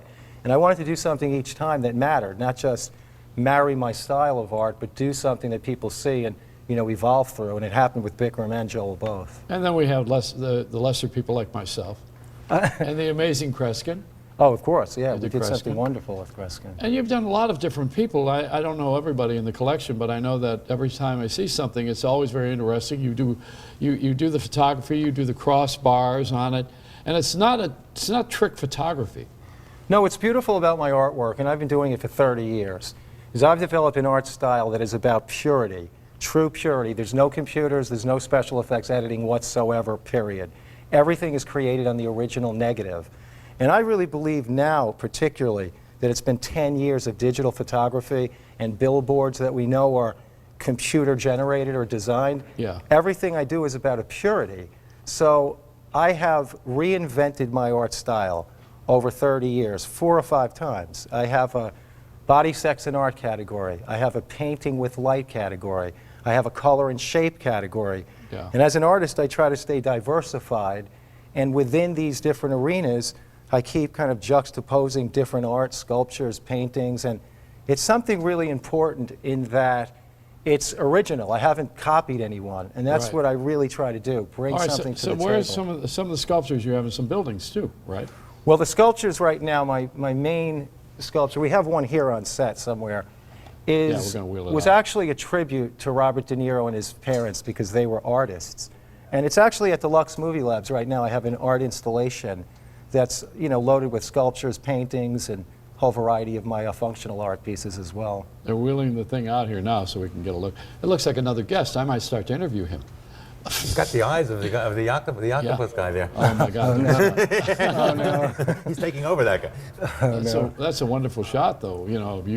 That's an artistic shot to have that behind you while we're talking to you. Well, I don't know if we have available the shot that I created of Robert De Niro. One of the 7 or 8 portraits I did of him involved me using this sculpture, because all of the art I create outside of the film arenas are for film and still photography in those images. And I don't know again. Oh yeah, I see it's up on screen now. That's an image I created using this sculpture. So each of these pieces, you know, are really time-consuming, and you know, there's a lot of effort because I do an entire Here's Robert painting. De Niro now. That's the De Niro one. A De Niro shot. I see your flash. Do we have mine up there? I don't know if we. We have one of the later style images that I did. Where you got those bars across my face where I look really young? Yes. Thanks. Well, we're all self-conscious. Is everybody self-conscious with a camera? I think most people really are. Yeah. And when they come, you know, when I do shots, I've heard so many times, wow, Michael, you capture the spirit and the soul of people. And, you know, this may be true. I'm very good with people. But when you meet me and you see all of this new art, and then you have this giant camera hovering over you, by the time I click that camera, it's kind of hard to hide who you are. So it sort of makes my job. Are men more vain than women? I would think in a certain way they are, yes. Yeah, I thought so. Yeah. I was looking at myself just now, thinking that. And you brought your son tonight? Yes, my son's been a part of my art since he was, you know, 4 or 5 years old. Since he was born. I mean, he's not on the set here with us tonight, but you brought him here. Yes. Or did you do anything with him? Did you have sculpt anything of I've him? created numerous images of he and like his girlfriend, who is like a daughter to me, and you know, the people around me are really important. In fact, recently we did a family shoot, and I pointed out to everyone, you people matter to me the most. I love you. You're my family. It's as important as if I'm shooting Mayor Bloomberg or Robert De Niro. Where And I you never did Mayor Bloomberg too? Yeah, I did Mayor Bloomberg as well. Do we have any video footage here or any film? We have images. I did supply images of Not those dirty Bloomberg. pictures you have with all those nudes. No nudes. It's all clean stuff. Well, we're over the air. You know, you got to be careful. It's not. When I get one of those cable shows, we'll show you. Here's your stuff now. We're looking at it now. Oh, this is from the art film Chasing Originality. This film comprised 22,000 individual negatives that I layered the art on one at a time. It took 1.5 years. When Chuck Close, the great artist, saw it, he really patted me on the back and said it was a priceless piece of film, that no one would do anything like it again. And it's gotten a lot of attention. In fact, I think it's the reason that Robert De Niro allowed me to create a similar art piece, which is unseen. And we're going to introduce it to the public and use it for charitable concerns, raise quite a bit of money through it. Wonderful. But it's all about Colavito modern image painting. And it's running. Was it the marathon? Was there a marathon show? This says a lot of things. This is an art film that you really have to take 15 minutes. So it's a moving collage. Yes, it is. And it really is a call out to artist collaborations and to You know, this is the way my public mind theater. works. Do you know that? I'm sorry? This is the way my mind works. Oh, really? Yeah, my head's on Pretty fast forward. intense. I mean, this is the way. This is what I have. I have multi-level thinking. It was wonderful witnessing Robert De Niro's reaction to this piece. Yeah. Because the most important thing with all the names we're dropping here tonight is for me as an artist to gain a strength in watching them react. The first presentation doesn't lie. And you know, I have a lot of original work where people have to react somehow. Right. But I had like Mayor Michael Bloomberg for 20 minutes asking me repeatedly, well, how did you do this? And I tried to explain it's 25 years of an art style. It's very scientific. Well, that was his lawyer wanting to know how you did that because he was suing. I see. Well, Michael, you got to have a site. Let's give the address here. It's Michael Colavito. Just Colavito. The best site that you can go to, it's not as vain as michaelcolavito.com. It's not about me, is fineartfordoctors.com. Why would it be doctors? Why doctors? Or fineartforlawyers.com. And what I did was, doctors are very philanthropic. They've dedicated their careers and their lives to something good. I would like to think the same of most lawyers who are there to protect us.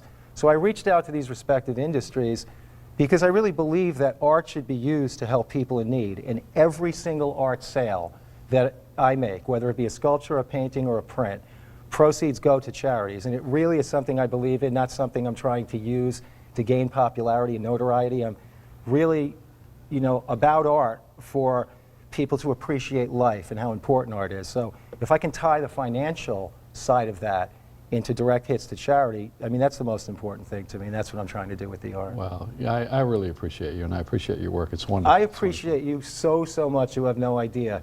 For many, many years, you had me on the radio show when we didn't even have images to show. I know. Now you have me here on television where we can show images, and without the strength of your art and people like yourself really lending their platform to artists like myself, I have no real strength. I mean, I can continue to evolve and gain a power when great minds react to my work and like what I'm doing, but without the public seeing this work and caring about this work, it stands still. It's dead in the water. I really want to use every platform and possibility there is to, extend the platform. Well, fine art for doctors.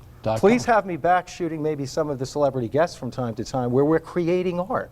That's what I want to do. I want to keep creating art because people can see when I speak about the art that I really mean it. I'm not, again, in any way, happy when I don't score, when I, create art to the highest level. All right. Well, thank you, Mike. Thank you so much for having me. All right, we're going to come right back at you with that instant camera that Michael's brought a brownie to photograph me. Oh no. We'll be right back. That was great. Thank you.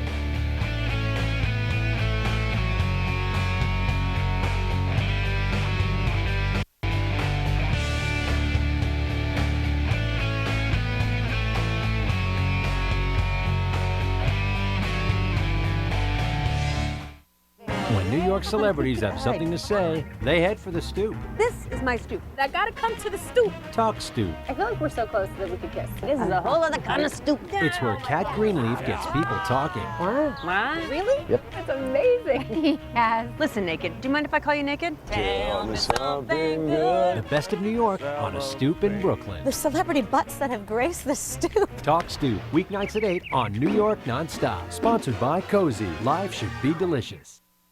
I'm an anchor and a pilot. I am passionate about chocolate. I am a ballerina. I'm the daughter of a jazz musician. I am a 4-time New York Golden Glove champion. I'm my grandpa. Yeah, I'm a grandma.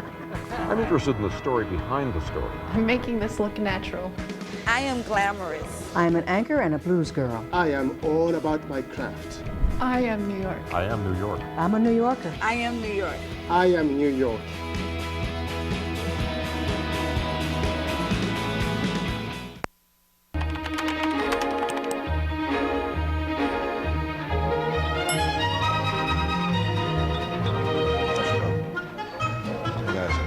I recommend a steak.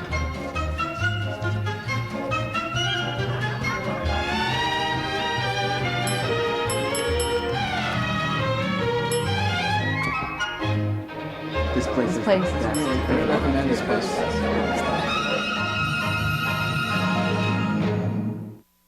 We're all about New Yorkers. LX New York. It's the story of the moment. A taste of the best. It's opening night. A helping hand. The characters of New York. The spirit of New York, told our way. LX New York, weekdays at 5. We're all over town.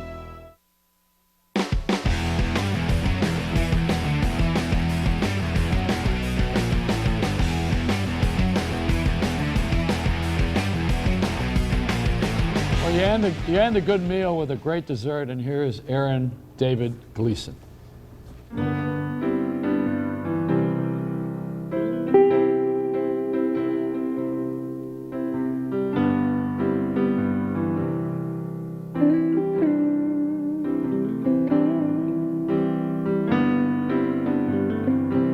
On that fateful night, on that biting wind, I swore that it would never be the same again.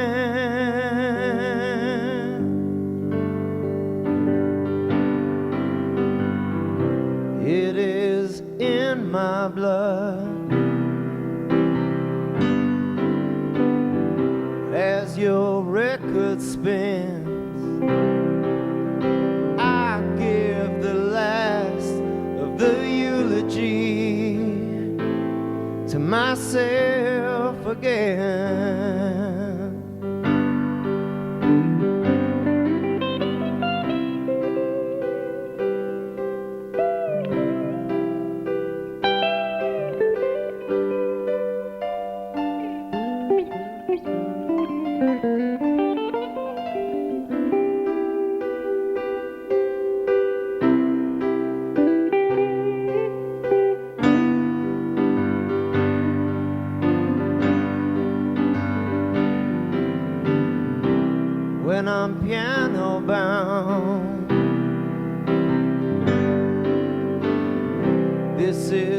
what I say.